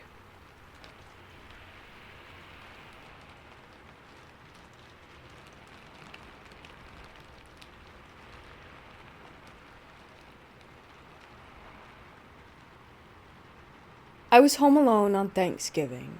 It was 2015 around evening time, and I heard some knocking. Being in a festive and playful spirit, I opened the door without looking, and automatically felt a deep sense of regret, sort of like a literal, oh shit, moment. I didn't know where it was coming from until I actively started trying to place what was wrong with the situation, and that's when I realized they didn't have any whites in their eyes. For a second I thought, isn't Halloween over? And was confused until the oldest boy made eye contact with me.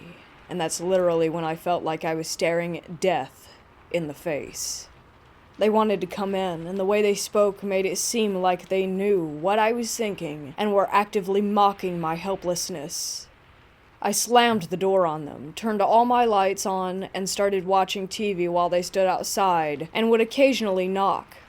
I felt like I lost a good 6 hours of time because I don't even remember when I fell asleep or what I was last watching.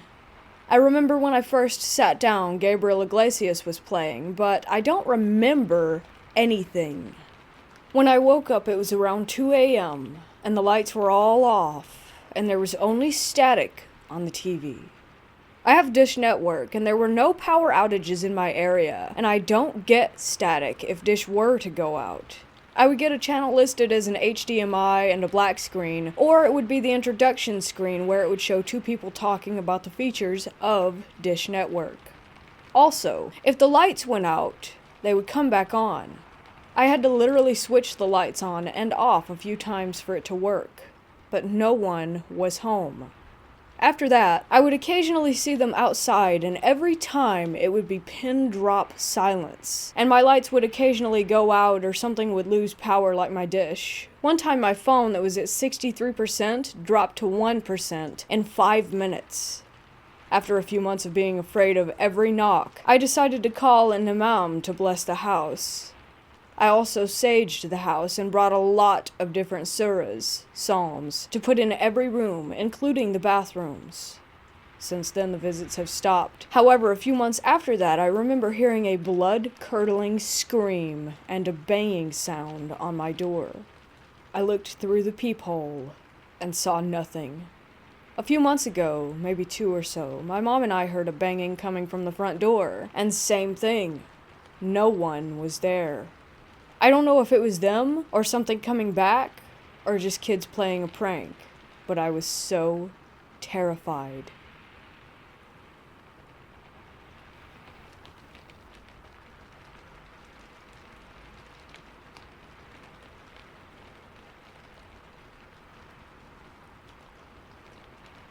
"25 years ago, I moved in with my cousin along with her roommate and coworker, Jose. The house was an old cement block, 3-bedroom, 1-bath. It had a large fenced-in yard where he kept his 2 very large German Shepherds. The house was in Claremelle, Florida, in a crappy, packed, suburban neighborhood. Nothing special, rent was cheap, the house was clean. Everyone worked. We pretty much kept to ourselves. We might see each other for a few minutes here and there, but that was about it. I lived there for around 6 months. This is the story of what caused me to move out. One random night on a weekend, we all happened to be off work at the same time. We decided to invite some friends over from the pool hall that we all frequented. Jose also invited over some people who they worked with at the pharmaceutical lab. In total, there were probably 20 people at the house. We played music and did what young people do. After it had gotten late, we found ourselves discussing the subject of the paranormal.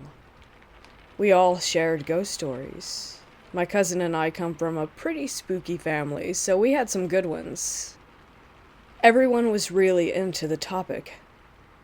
Jose, however, was quiet throughout most of the conversation.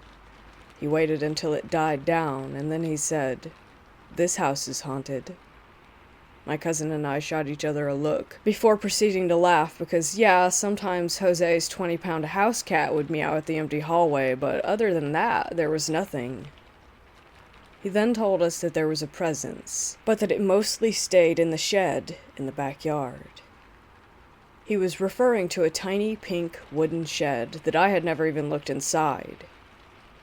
He told us that he always kept the curtains closed in his bedrooms because his window faces the shed, and the door to the shed would not stay closed. He had jammed it shut 1,000,000 times, but it would always pop right back open, and that creeped him out. He said he could tell when it was in the house because he would always wake up feeling depressed. Once he finished the story, he wasn't the only one who was creeped out. I didn't want to think that I lived with a presence, and I didn't like the idea that it was hurting my roommate. I was a tough chick in my own personal opinion and was like, screw that ghost, I'll shut that door, and you won't have to keep your curtains closed anymore. I said this all because in my heart, I didn't really believe that anything was in the shed or the house. I believed that we were just messing around. So I told them all that I was going outside to inspect the shed and deal with the door. Everyone followed me, and while we were walking around to the outside of the house, Jose tried to discourage me by saying that it was a bad idea. That whatever was in there wanted that door open, and that I should just leave it alone. When we got outside, it was exactly what I had expected it to be.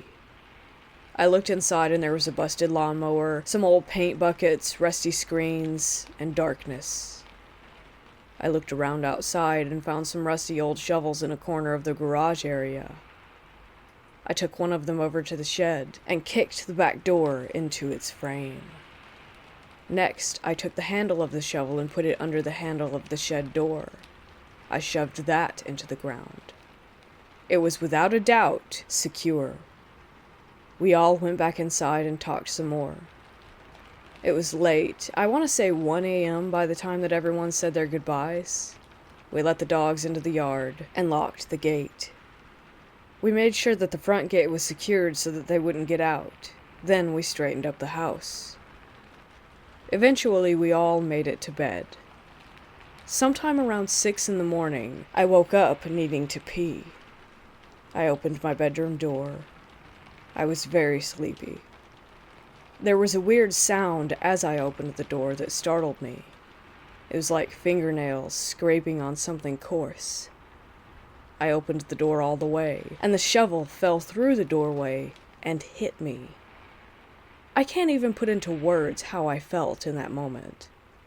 A small piece of dirt stayed behind on the floor. The shovel had been left there, placed, standing against my bedroom door. I rushed through the house to the side door, which was locked, by the way, and then out into the backyard. The shed door was wide open.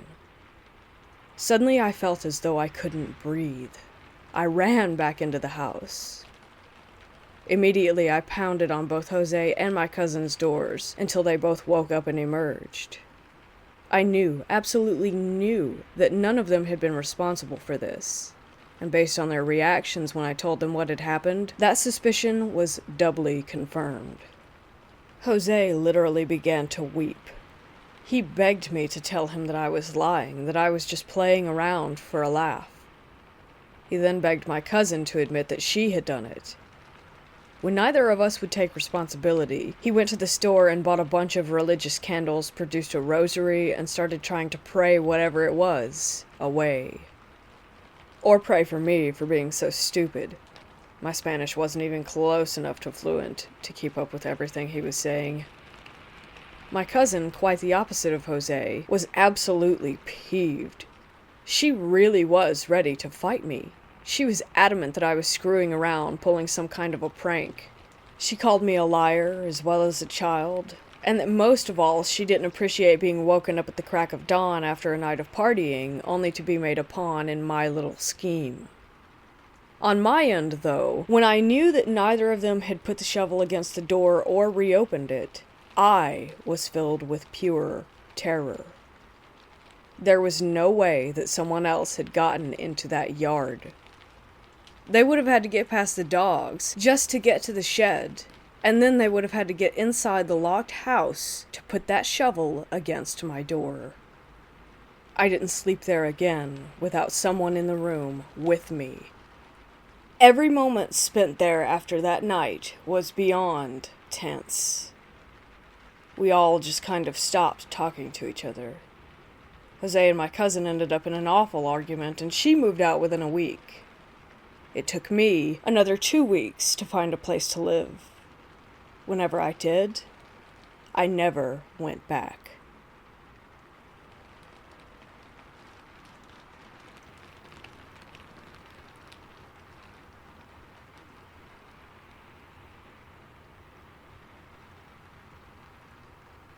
In 2007, I moved into the house I currently live in. It's over 100 years old, and ever since I can remember there have been weird or creepy things that occur. Recently I've heard noises late at night while I'm in bed. For context, I sleep on the top floor of my house, and it's been getting really creepy. Another thing is that in the hallway we have an attic door that's bolted shut and hasn't been opened by our family or my neighbors who used to live here from what I have been told. I decided to ask my father about it, and he told me that it wasn't a full-size attic, and is more of a crawl space which goes right over my room. And the part that creeps me out the most is that we've never had any animals besides the occasional mouse in our home, which makes me think that what I'm hearing doesn't sound like an animal at all.